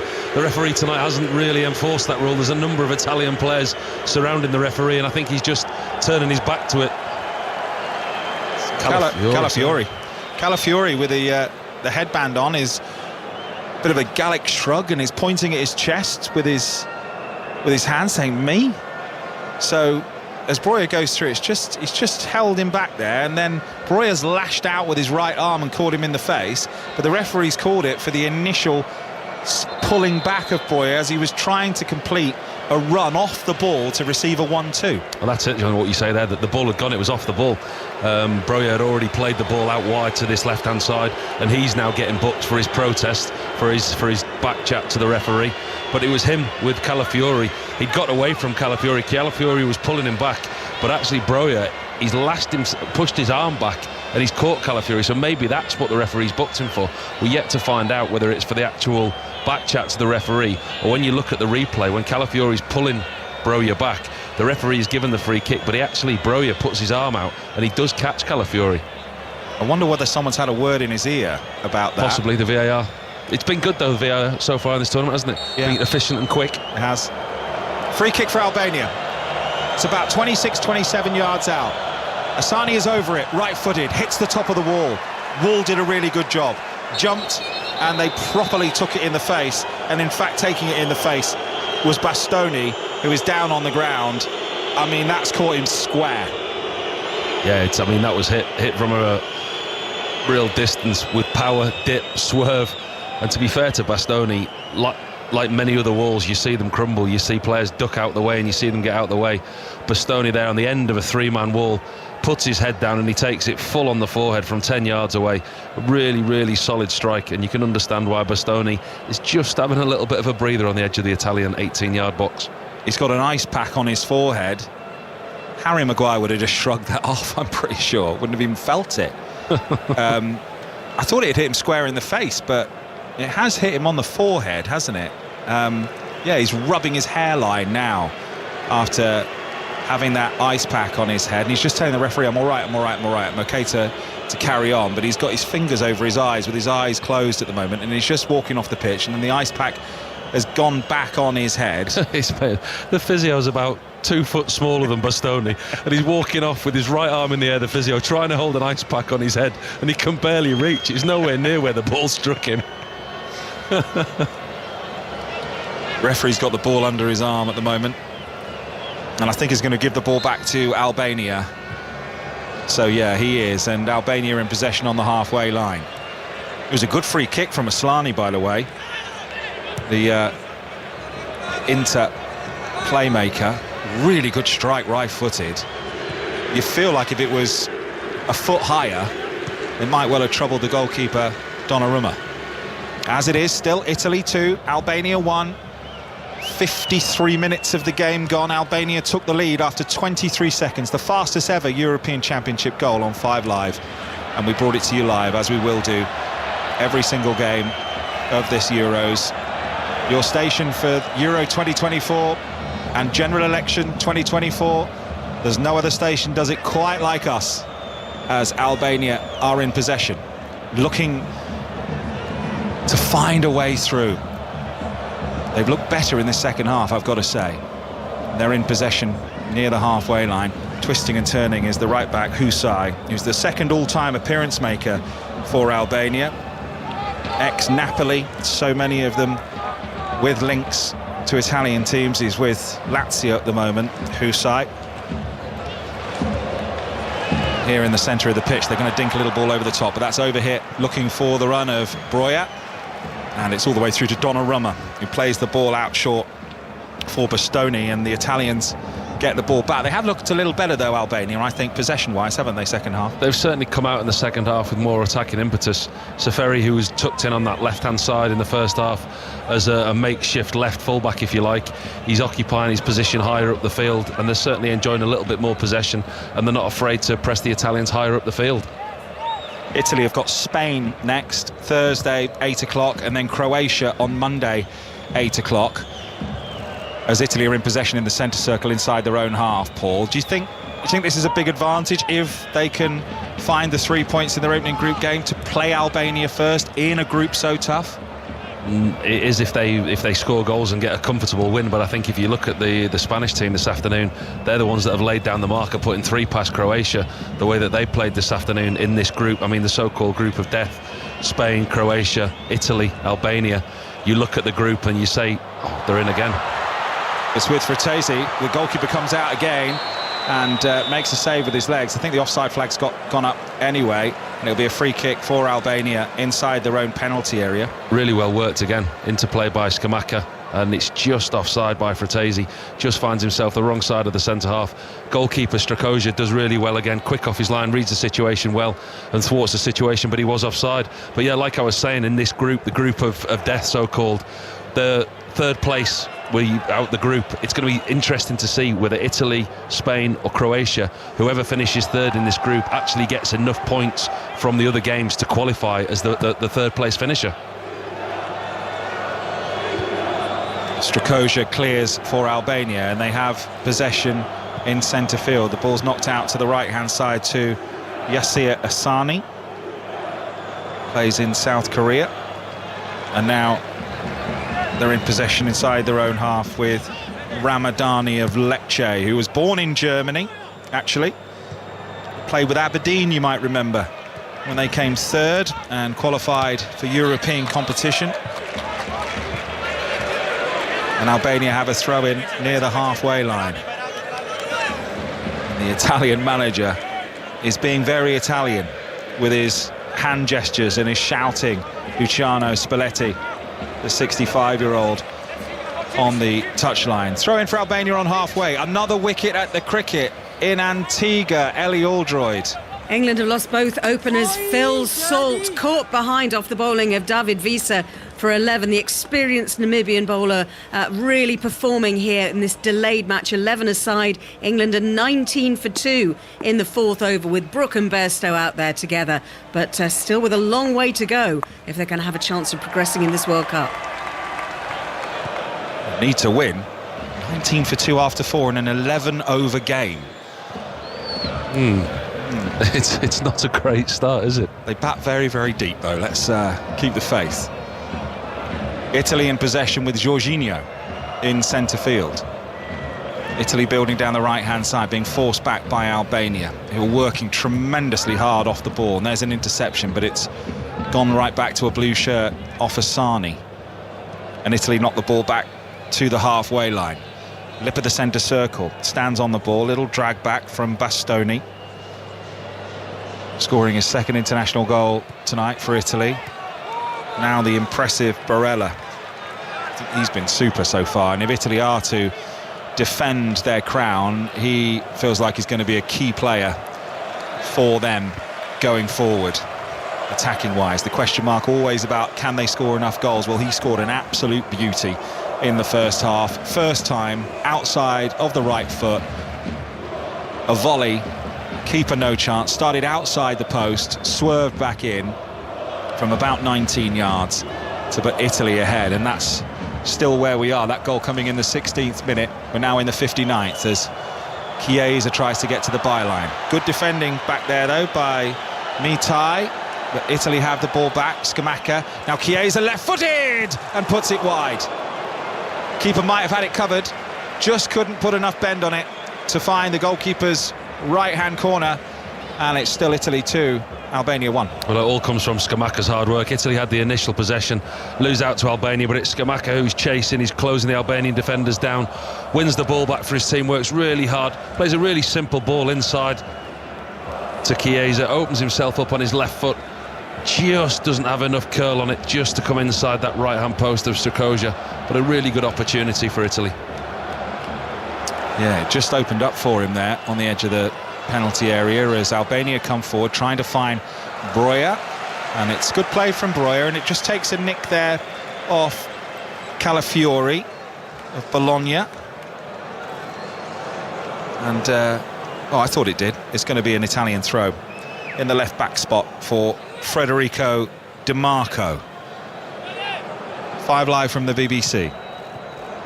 Earlier at the tennis, Emma Raducanu and Katie Bolter. Raducanu won the first set 7-6, and then they went off for bad light. That resumes tomorrow as Italy come forward through the middle into the feet now of Di Lorenzo, the right back. Centre field, Barella puts his foot on the ball, short pass, intercepted. Coming forward with the ball for Albania through the middle is Seferi, but Italy crowd him out. It's a throw into Albania, 10 yards inside their own half on the left-hand side, and they'll go backwards. We're nearing the time when we might well see the odd substitution here for Albania. The subs are warming up in Dortmund. Pitch looks immaculate. Crowd very, very noisy indeed, but Albanian crowd nervy. The atmosphere the first 20 minutes in the 3 goals was just ridiculous, to be fair. And the noise when Albania went ahead after 23 seconds, I mean, you just couldn't make it up. It was extraordinary. As Albania are in comfortable possession themselves at the moment. They've got Croatia next and then Spain. That's Wednesday and Monday for them. Only 71 shots in qualifying, Albania, but with a 16% success rate, which is actually pretty good. It'll put them 7th in the countries that have qualified for Euro 2024, and they've proved that so far, that early chance, they don't get many chances, they don't have many shots, but actually they've been pretty good at converting them, Paul Robinson. Yeah, the conversion, I mean, the opportunities that they get are few and far between, but the conversion rate, like you say, isn't bad. The thing that surprised me tonight was their defensive frailty. I mean, the ease that Italy scored from a set play.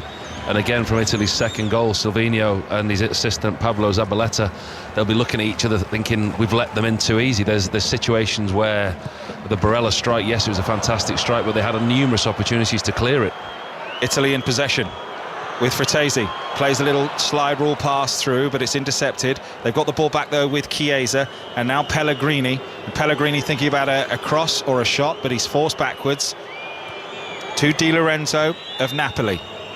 Now into the feet of Jorginho, who won't be taking penalties, we think. If they are awarded a penalty, missed his last 4 for Italy, and now they're being forced back, and the Albanian fans, you can hear a whistling that they're going backwards and sideways, but they're doing exactly what they need to do. They're keeping possession, trying to pick Albania open, and a little pass through is intercepted. Get it back to the goalkeeper, who's under a little bit of pressure there, and he plays a high ball forward. The header's won by Calafiori, comes off his headband, and Italy are back in possession inside the Albanian half, and the whistles will start again. I think it's important from an Italian point of view that they get more goals. They've got to show more attacking impetus. They're quite happy and comfortable in possession, and Albania quite happy to let them have this possession in front of them.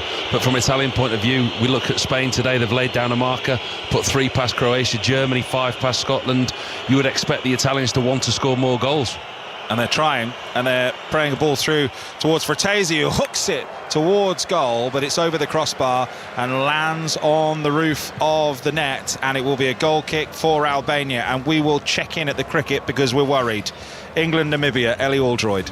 Johnny Bairstow is trying to settle your nerves just a little bit. He's got that Johnny look in his eye. 24 of 14 balls. England now 39 for 2 after 5 overs. Just 11 to post a score here. The score predictor saying 108. Harry Brook at the other end is on 3. Earlier, Salt out for 11 and Butler for a duck. So, can England do it? Can they get this win, which will at least give them a chance to progress into the Super 8s? 39 for 2 after 5. Thank you, Ellie. Let's hope so. That sounds a little more healthy. We'll be okay. The 2 Yorkshire boys are at the crease. they'll get the scoreboard ticking along. The voice of Paul Robinson, former England goalkeeper, on 5 Live. Your home of the Euros. Some brilliant games so far. Hungary, Switzerland sounded brilliant with Vicky earlier on. And then Spain, Croatia, really impressive from Spain. They play lovely football, and if they can get, their forwards scoring, Morata 3-0 up at half-time in that game, then they will be a force to be reckoned with. Of course, they went back-to-back in 08 and 12. Italy looking to become the second team to go back-to-back and defend their European title. They're coming forward down the left-hand side now. England and France very much the favourites. Italy in possession on the edge of the penalty area of Albania. They've still got it. Jorginho plays the ball out to Chiesa. Little bit of room. Let the ball run across his body, then hammers it into the legs of the defender, and it's behind for a corner kick to Italy. Yeah, it's up to the Italians now to create their own pace. There's no real pace to this game. There's no real urgency. As we said, the Albanians are quite happy in a low block. That's how they play. That's what they want to do. The Italians have got very, very comfortable possession, but it's up to them to move the ball quickly, to try and pick holes, to try and move this Albanian defence around and get more goals. Listen, another goal wins the game for Italy, but you would think in the situation they're in this group with Spain, Croatia, you would think from an Italian point of view they'd want to score numerous goals tonight, but they're just not showing enough urgency at the moment. Short corner, and Pellegrini stands on the ball, and ironic cheers from the Albanian fans, but that is a good cross. Header at the far post takes a deflection over the crossbar, and it is a corner. It was looking like it was heading goalwards, but it just looped over the bar. It was almost a carbon copy of Italy's first goal, but it was Di Lorenzo this time coming in around the far post, and it's the Hysaj, the Husai, the left back, just gets in front, takes another deflection. But again, it's Italy just slowing the game down here. Di Lorenzo's in no rush to take this corner, just strolling out, and it's the Albanian fans who are making the noise. They're booing him for taking the time. Corner from the left-hand side is going to be taken by Federico Di Marco of Inter. The referee's spotted some pushing and shoving though in the penalty area, the German, and he's just done the international sign for stop it, which is parting your hands as the ball's played in, doesn't beat the man at the near post, and it's cleared away, and Albania will have a throw-in after a poor header from Jorginho, and they got away with that one because that was a poor corner and a poor header. Yeah, the Italians have just lacked a little bit of quality in this second half, and urgency. The quality in the final third, the ability to open up Albania. They had a couple of opportunities in the first half, good saves by the Albanian goalkeeper, and they're not really creating those chances in the second half. Midway through the second half, on 5 Live, as Italy concede a free kick inside their own half to Albania on the right-hand side. Asani brought down. We're going to see our first lot of substitutions here, so there's going to be a couple of changes, and Asani is going to come off.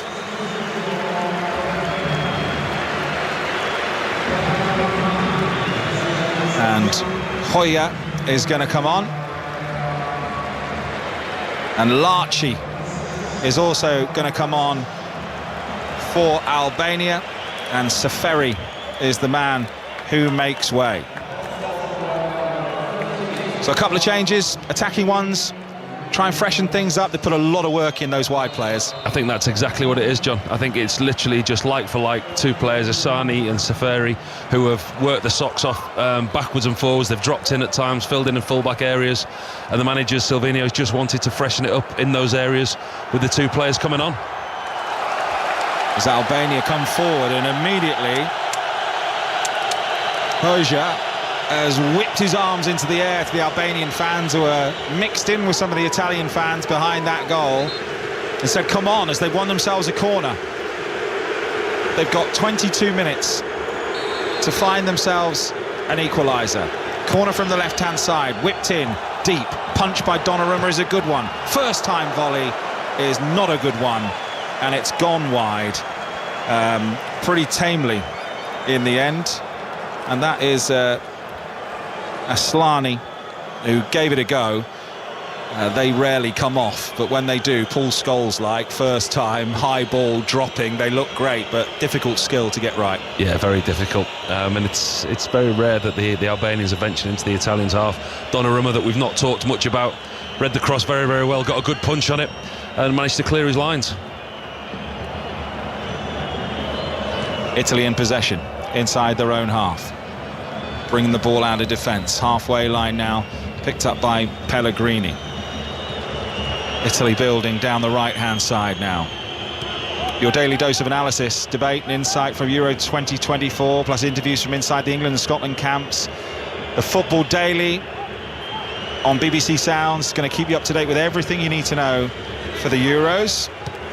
And if you want to know what the German word Schiebenschoner means, listen to the Football Daily tonight. Schiebenschoner.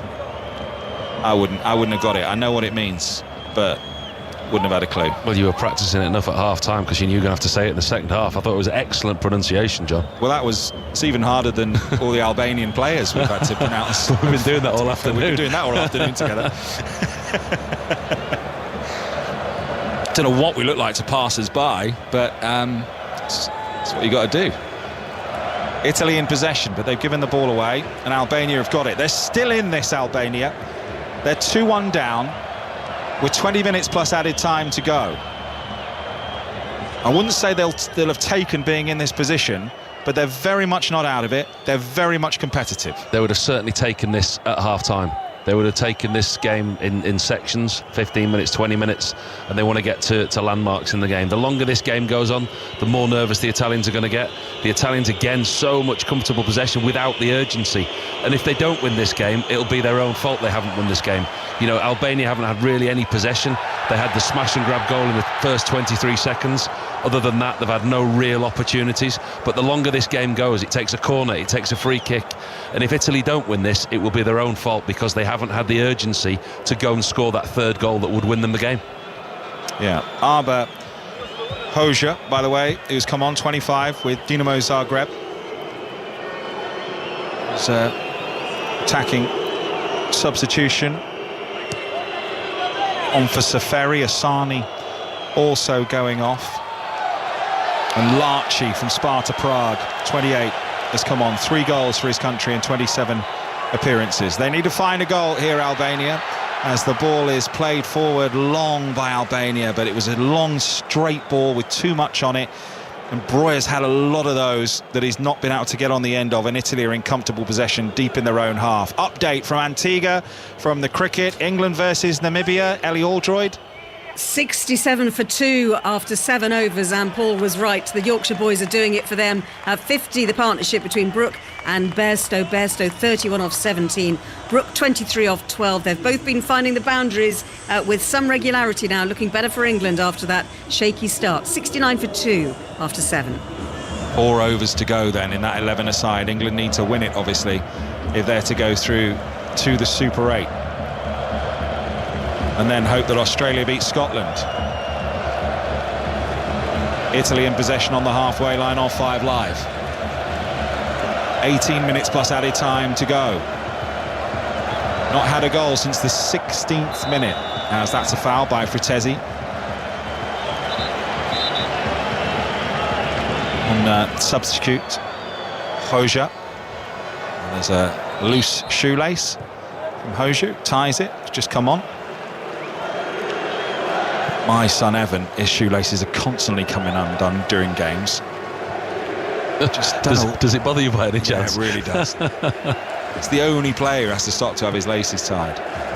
He's working on it. He's working on his double knot as the ball's played forward down the right-hand side. It's long, though, from Albania. They're playing this long, straight ball, Paul, and they're just giving possession back to Italy. Yeah, Broya up top in a number 9 role. He's cutting a very, very lone figure. As low as Albania have been defensively when they do play longer, it's a hard task. It's been a long shift for Broya, a very unfruitful one at the moment. I mean, he's chased a lot of causes. He's chased the Italian defenders down. He's tried to close angles down, and he's worked very, very hard.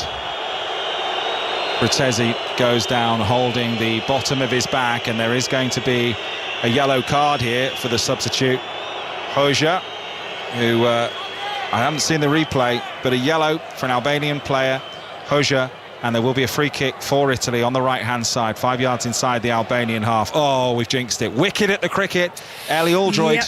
Yes, the Yorkshire Magic has finished. Johnny Bairstow, though, 31. He got off 18 balls, just top-edging one from the slow left armour and caught by the wicketkeeper running back. Brooks still there on 25. Bairstow out for 31. England 69 for 3 at the start of the 8th over. Thank you, Ellie. Italy coming forward down the right-hand side with Chiesa. 3 in the middle to aim at. Cross takes a deflection. Goalkeeper Strakosha deals with it comfortably. We've just seen a close-up of an Albanian fan standing up just. I was going to say that's. I'll use that term loosely. That German beer is strong, and it's going to catch a few out, I think, out there. A friend of mine lives in Munich. He looks like one of those things where you blow the air up, you know, the waggly arms that are behind the goal sometimes that just keep flowing in the wind. Oh dear. They're having a good time though out there, aren't they? The Albanian fans, and their team are still very much in this, and they've just won a free kick. That was a bit clumsy from Bastoni through the back of Broja, and that actually looked painful, and that's the last we'll see of Armando Broja,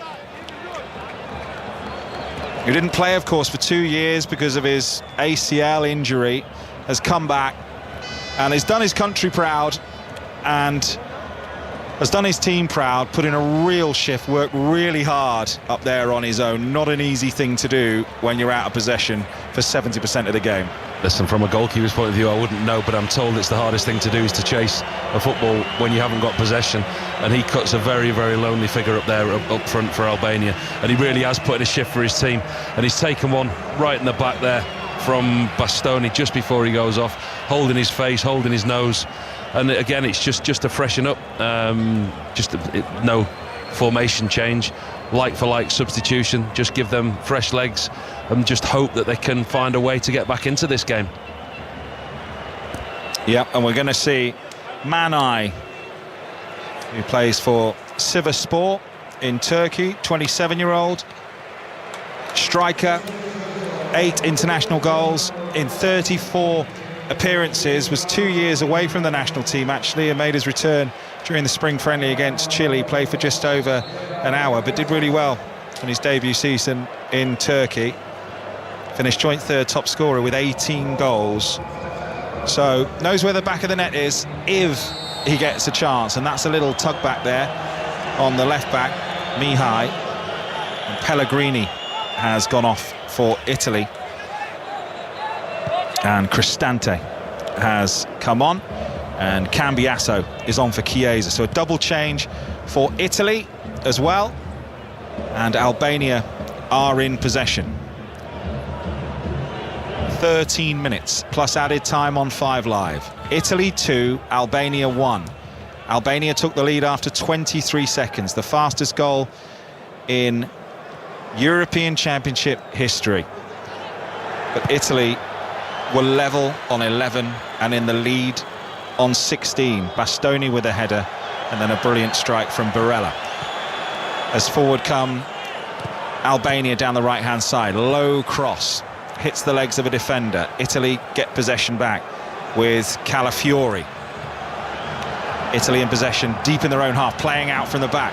Albania have definitely come further up the pitch. They've come out of their low block, and that might leave a little bit of room in behind for Italy with DiMarco, who's flying down the left-hand side. He's got players ahead of him, and then the boos. It's difficult to tell whether they're coming from Italian fans because they've stopped and gone backwards, or whether it's Albanian fans, Paul Robinson. Yeah, well, that's the thing from the Italian point of view.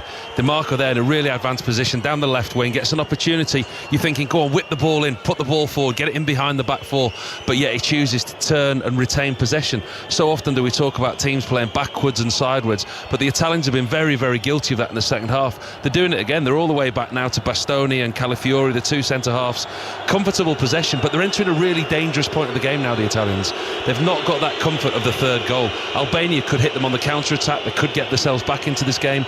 You feel that Italy do need another one. The longer this game goes, the Albanians could get back into this. They could well find themselves a goal, and they are deep in their own half. Let's get an update from the cricket. Antigua, England, Namibia. Ellie Aldroyd. Game reduced already to 11 aside, and it is raining again in Antigua at the Sir Vivian Richards Stadium. The covers are on, the players are off the field. Remember that England, if this game is abandoned, will only get a point, and that will not be enough to take them through to the Super 8s. 82 for 3 after 8 overs when rain stopped play. Oh, that's the replays you can hear in the background there with Ellie. Oh dear me, we really do, England really do need. Who plays cricket in Florida in the rainy season anyway? Exactly. That's my excuse as an Englishman. And the Caribbean. Be good news for Scotland, though, as the ball's played forward towards the striker who's just come on, Manai. He had his shirt pulled there by Bastoni in the penalty area. He's got a real grip on him. Well, I tell you what, Manai does really well to stay up there, because if he goes to ground, there's a case there for VAR to look at that. Bastoni's got more than a handful of his shirt, but Manai, you give him credit because he's got a sniff. He thinks he's in. He gets the wrong side of Bastoni, and Bastoni just tugs him back, and Donnarumma's able to come out and collect the ball. It was more than a piece of his shirt, wasn't it? And usually players have a bit of each other's shirt, but that wasn't the case with that one. Manai maybe had his arm round the defender, but certainly didn't have hold of any of his shirt, as Italy are in possession on the right-hand side with Cambiasso. Now into Bastoni, moving down the right with Cambiasso again.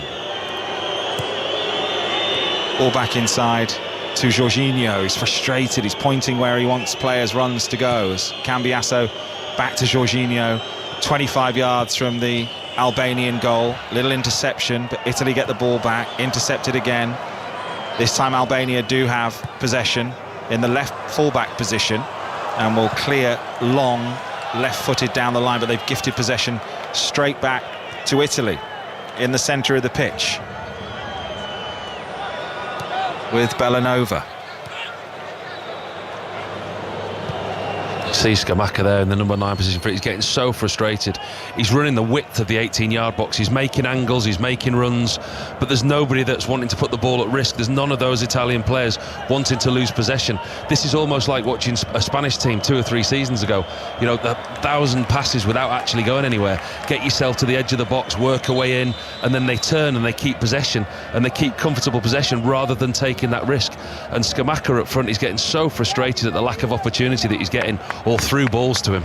Well, he's coming off now, Scamacca, and it was Cristante, not Bellanova earlier on. Cristante in midfield, the substitute for Italy. So off he comes, and on comes Retegui. It would have been a decision to be made by the manager, Spalletti, of which one of those two to start. Scamacca got criticised for playing too much Call of Duty, didn't he, ahead of one international. Retegui started a couple and got a couple of goals back in March.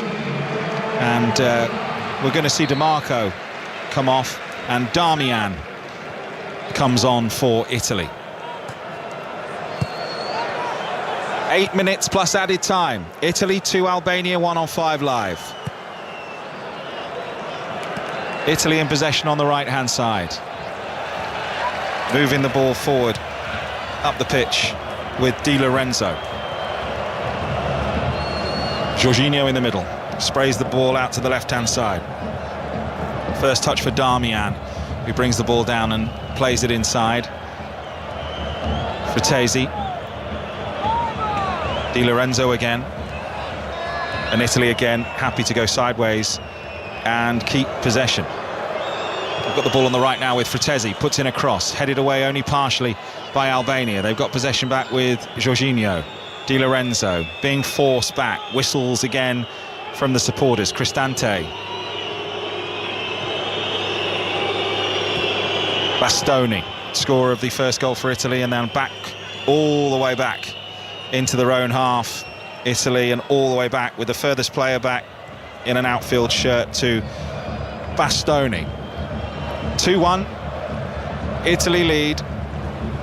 Can Albania get a sniff of an equaliser? Do they have one more chance?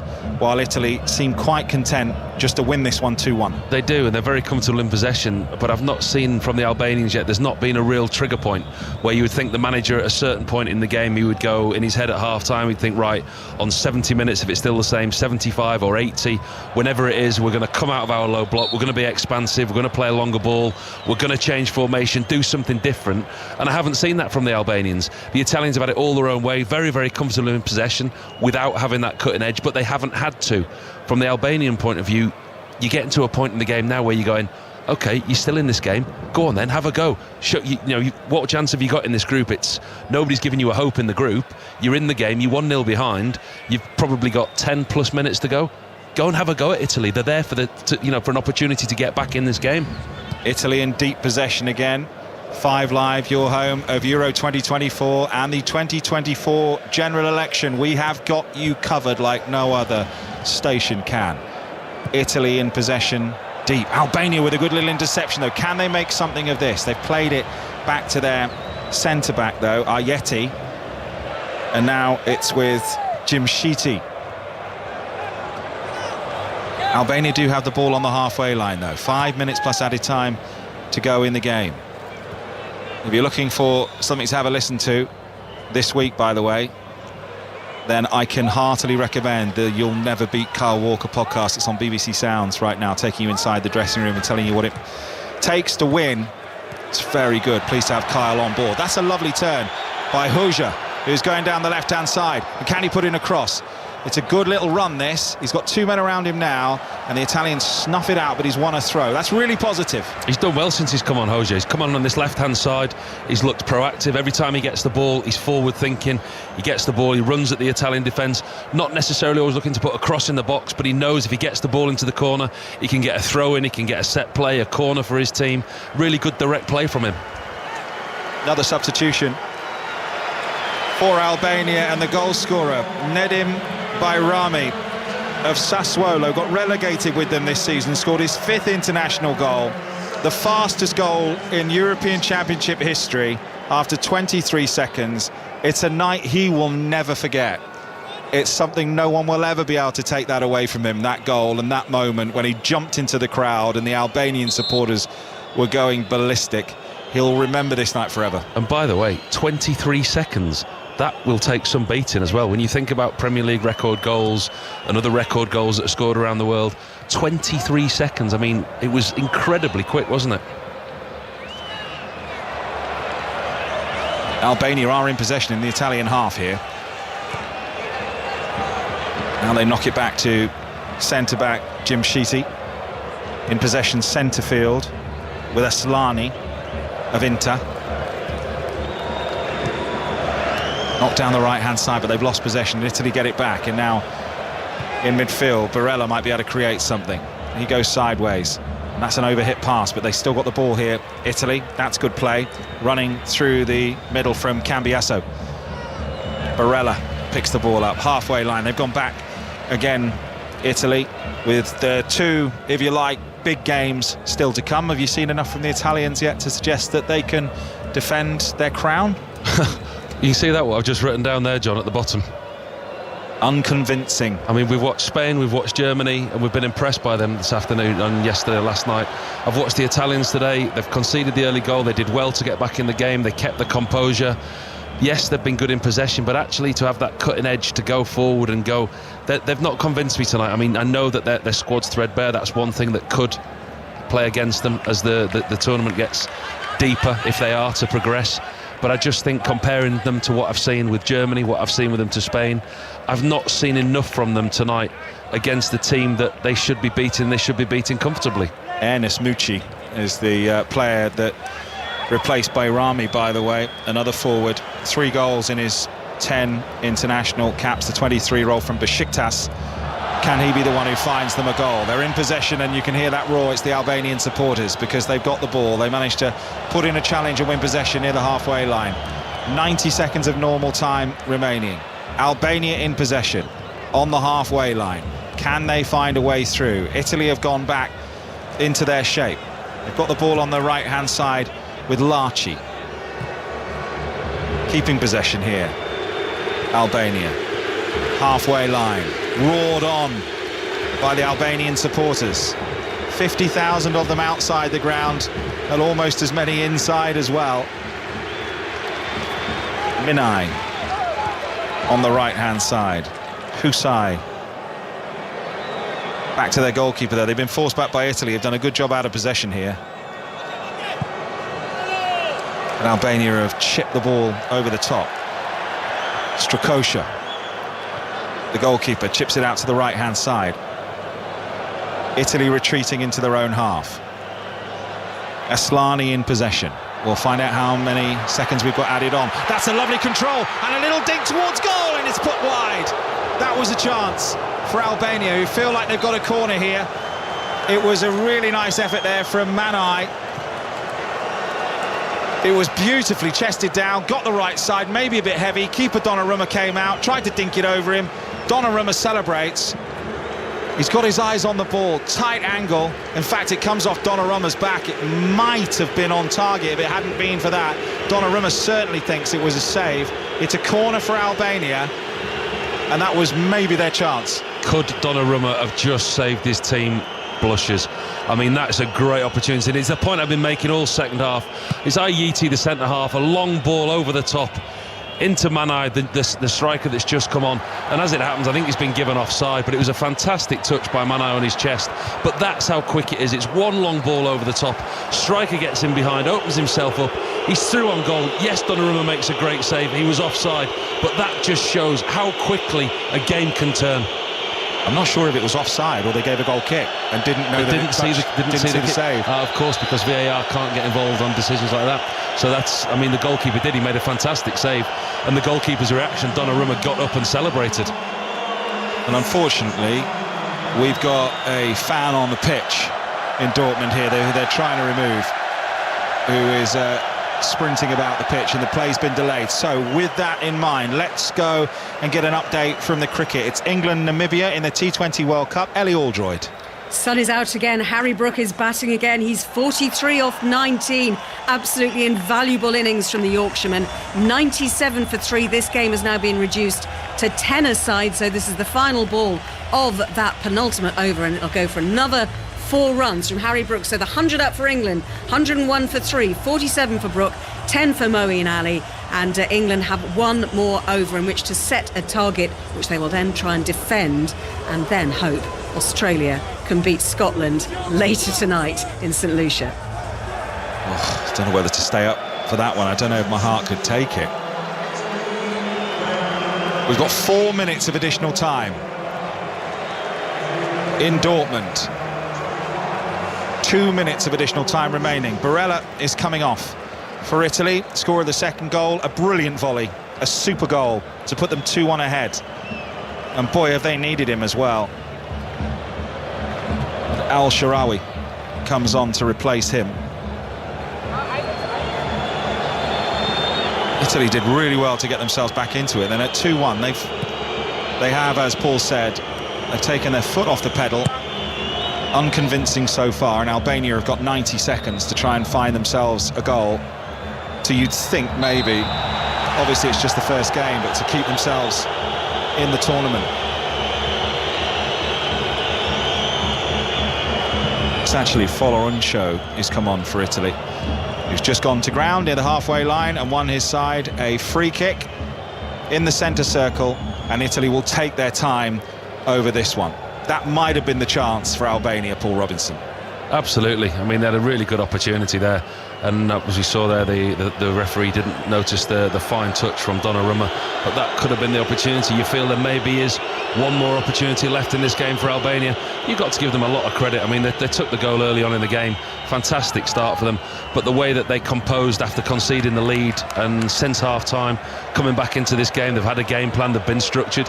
Yes, they haven't caused the Italians that many problems, but you've got to give the Albanians a lot of credit for the way that they've approached this game today. Well, Albania are in possession. This is their last chance. They fire a ball forward. That's a really good first touch. They've got it on the halfway line. That's not such a good ball forward, and Italy have got possession back, and they'll just try and keep it now. And they've committed a free kick on the halfway line, Albania, and you think with 30 seconds, 20 seconds left in the game, that should well be it for Italy, and that will be it for Albania. You can see the Italians now, they're in absolutely no rush to take this free kick whatsoever. The changes that they've made late on in the game are ones defensively. They were quite happy to see this game out with 20-30 minutes left. Albania have got it inside their own half. They need to get this forward quickly. Referee hasn't looked at his watch yet. Long high ball forward, tussling for the ball. No free kick as the Albanian forward goes down under a challenge. Albanian supporters don't like that. Ball headed forward by Albania. Still no look at the watch from the referee. We've played 30 seconds over the 4 minutes of added time. Italy 2, Albania 1 on 5 Live. Albania in possession deep in their own half, with Italy working really hard off the ball. They're just going to have to launch this long, I think. They've got it with Aslani in the midfield. They've got a bit of space actually here on the right-hand side. Still no glance at the watch. In comes a cross from Albania. Might well find its way all the way through here to Hoya. And there's a left foot shot, and it's put over the crossbar. It was Mitai who had the chance. It was kind of a cross-come shot, and it's curled over the angle of bar and post, and it's a goal kick for Italy. Yeah, that's it, John. It was a cross-come shot. Mitai on the corner of the 18-yard box. A really good shooting opportunity, but he didn't want to take the chance. He went to lift it to the far post, and he was caught in two minds between a cross and a shot, and he just lifted it harmlessly out of play. And there goes the full-time whistle. The defending champions start with a win, trying to become the first team since Spain to go back-to-back, only the second team ever to go back-to-back. They fell behind after 23 seconds to a goal from Bayrami, the fastest ever goal at a European Championships. They got back level on 11 with a header from Bastoni, and then what turned out to be the winner came in the 16th minute. Barella with a brilliant strike from the edge of the penalty area. But after that, they seem happy to hang on. Albania can be proud of themselves. Finished Italy 2, Albania 1. Paul Robinson. Yeah, if you look at the stats in the game, you look at the goals column, you look at the possession column, chances created, Italy have dominated the game. But actually, when you analyse the game from an Italian point of view, they didn't really go and overpower Albania. Yes, they had comfortable possession, but you look at the areas that they had comfortable possession. It was in their own defensive third, it was in the midfield third. When they did get in the final third, they didn't really create that many clear-cut opportunities. They chose to keep possession, they chose to go backwards, sideways. From an Italian point of view, I'd have loved to have seen them go, try and cut Albania open, create more chances, score more goals. Listen, they didn't do that. They got the job done. It was a workmanlike performance. They were comfortable at times. They could have gone on and tried to score more goals. They didn't. From an Albanian point of view, it's a night that they'll never forget. The early goal in the European Championships, 23 seconds, a record that I think will stand for a long, long time. And they gave a good account of themselves tonight. They stayed in the game, and they actually had an opportunity really late on in the game to nick a draw, which, listen, it would have been harsh, honestly, it would have been unfair, but they should have created more chances and won the game more comfortably. Italy will likely have to be better than that on Thursday against Spain, Mark. More than likely. More from John and Paul and Phil Jagielka very shortly, but let's go to Eleanor Oldroyd on an important night for the England men's cricket team. Liam Livingstone's just hit back-to-back sixes off his first two balls. 119 for 4 they are now, with 2 balls left in the innings. A game now reduced to 10 overs aside after rain interruptions and a long rain delay at the start of the game. But England will be very much hoping, after a very shaky start when they lost Butler and Salt very cheaply, that they have settled down enough. And Harry Brook, one of the real architects of this, 47 of 20 balls, including 4 fours and 2 sixes so far. He's unbeaten, but he may not get to face another ball because Liam Livingstone has got the last, certainly the penultimate ball to face with England, 119 for 4. Sports Extra if you want to listen to that, and then once the cricket is over, you'll be able to listen to the golf on Sports Extra. Paul Robinson, Phil Jagielka, John Akers and Mina Rizuki all with us after Italy's 2-1 win over Albania. Would you say workmanlike, Mina? Yeah, I would have to say that. I think it was one of those performances where it was more intelligent. Let's just try to get the win, rather than one that I think showed off what what Italy can actually do when they push forward. It's a little bit disappointing because you want to be a team that you want to be the team that scores a lot of goals. But Italy are always sort of pragmatic in their approach, and we're seeing that under Spalletti. It's not a team that will say, okay, we'll get 2 and try to get another 2. It's okay, we've got 2, we've got something a little bit more than them, so let's try to hold on to that. And the substitutes, I don't think were very good enough from Spalletti, but it looks like they'll be pragmatic going forward. They very nearly blew it, Phil, didn't they, with the way they tried to manage the game out. Albania had a very, very good chance towards the end, and it was that long ball that Paul had been talking about. Yeah, that's all Albania were really playing for. Stay in the game for as long as they can, potentially get that one big chance, and they were unlucky not to get it. As we said, Italy got the job done.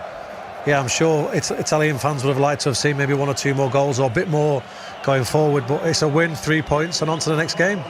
Let's just go back to Ellie. England innings is over. 122 for 5 run out off the final delivery, but Harry Brook on 47. Liam Livingstone going off, holding his side actually. He was played a really dramatic shot, which you saw him twisting around. He was 13. He was out for 13 in the end, run out right at the very end. So England now will defend 122 runs, 123, the Namibia target, in just 10 overs to win this game and deprive England of that chance to progress to the Super 8s. Just a reminder that they need to win here, and then they need Australia to beat Scotland overnight. Just watching Reece Topley and Jofra Archer warming up, so this reply will get underway pretty shortly, I think, chappers. OK, Ellie, thank you very much. Back to the football. In many ways, in the second half, do you think both sides were a bit too pragmatic, Paul? Yeah, I do. I think there was a point in the game where Albania should have smelt their opportunity, and I think maybe the manager at half-time, he would have said to them, look, we stay in this game as long as we can, but there's got to become a point in the game where you go, OK, we're going to abandon this low block. The Italians aren't really causing us any problems. We can see an opportunity for ourselves. They put the ball a lot longer in the last 10 minutes or so, but I think they could have done it earlier. I really do. I think they could have caused the Italians more problems. The Italians were nervy at times.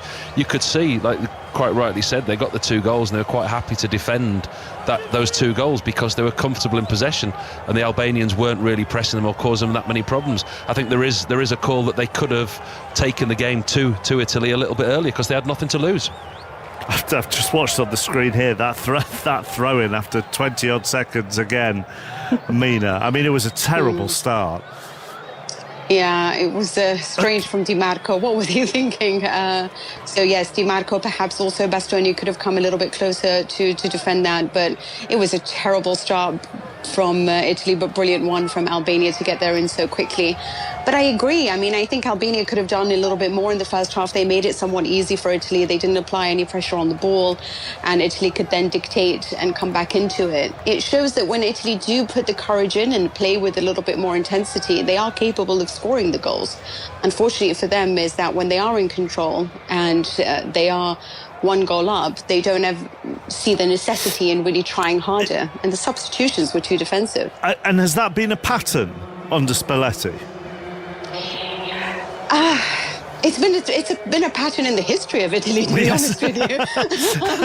It's difficult to say that. I mean, I think that was the difference with Roberto Mancini's Italy, is that it was a little bit more aggressive. Listen, Spalletti is in trying to encourage a more front-footed Italian side, but I do think that he is a little bit wary and cautious. In the first games, a lot of people just said, look, just get the win, don't try to be too fancy. I don't think that he is very confident in his defence at the moment, and you could see that, which is why I'm surprised that Albania didn't put more into it a little bit earlier. You could see them really try in the last 10 minutes, but I think if they tried a little bit earlier, they would have found a very vulnerable defence there. But I think he's just hedging his bets. He's trying to be pragmatic in the way that he tries to get out of this group, and he's like, if we get a win against Albania, that'll do well. It's about just trying to find our chances now against Croatia, because Spain is going to be difficult. Well, yeah, and it is, obviously. It's just about getting out of the group, isn't it, Phil? But we began this whole show this evening talking about how when the big teams play at this tournament, there will now be this benchmark of what Germany did or what Spain did, and England will have the same thing when they take on Serbia on Sunday, and France will probably have the same thing, and Portugal will have the same thing. And Paul said it in commentary, you look at them and they're probably behind Germany and Spain. Well, yeah, that's what people are going to say after today, but when they got given this group, I think it probably is the trickiest group out there. So first and foremost is qualify and get through to the tournament. I would personally take not playing great and taking the 3 points rather than everyone praising how attacking and how great you were and drawing 2-2. So the points make a big difference, but it would have been nice for Italy to have kept up sort of the run of the bigger teams performing, or should I say overperforming, compared to what we expected from the start of the tournament. Paul? Yeah, listen, it's about getting results, isn't it? But I think the important thing in this group could potentially be goal difference. We talk about how difficult this group is with Spain, Italy, Croatia and Albania. Let's be honest, we've all written off Albania. They're looking like they're going to finish bottom of the group.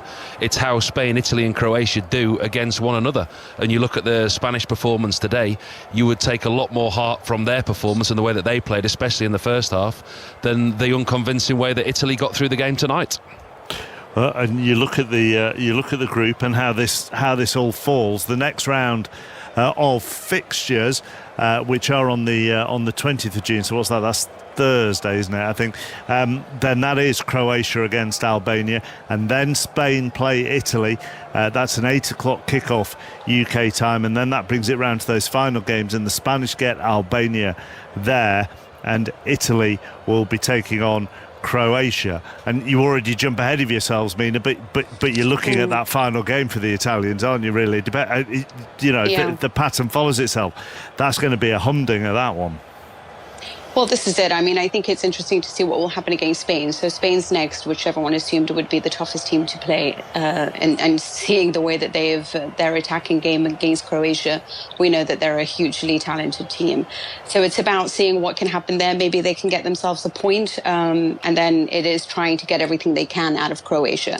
But they needed to start off with a win, because Italy historically are a team that... They used to lose all their friendlies as well. They don't really try until they have to. It's very much of whatever we need to do, we will do. Otherwise, we don't need to show off any more than that. And that is something that I think is starting to look like it's going to be the way they move forward. But I would like to judge the defense a little bit more against Spain, but it's Croatia that they will be desperate to win against to make sure that they can qualify out of this group and at least a good position. But yes, I'm reluctant to see them. To say that they are going to win against Spain, but on their performance, I still think they're intelligent enough, tactically fluid and versatile enough to still cause problems, because if they do try, they do score. Mina, thank you very much. We'll talk during the tournament. Mina Rizuki with us.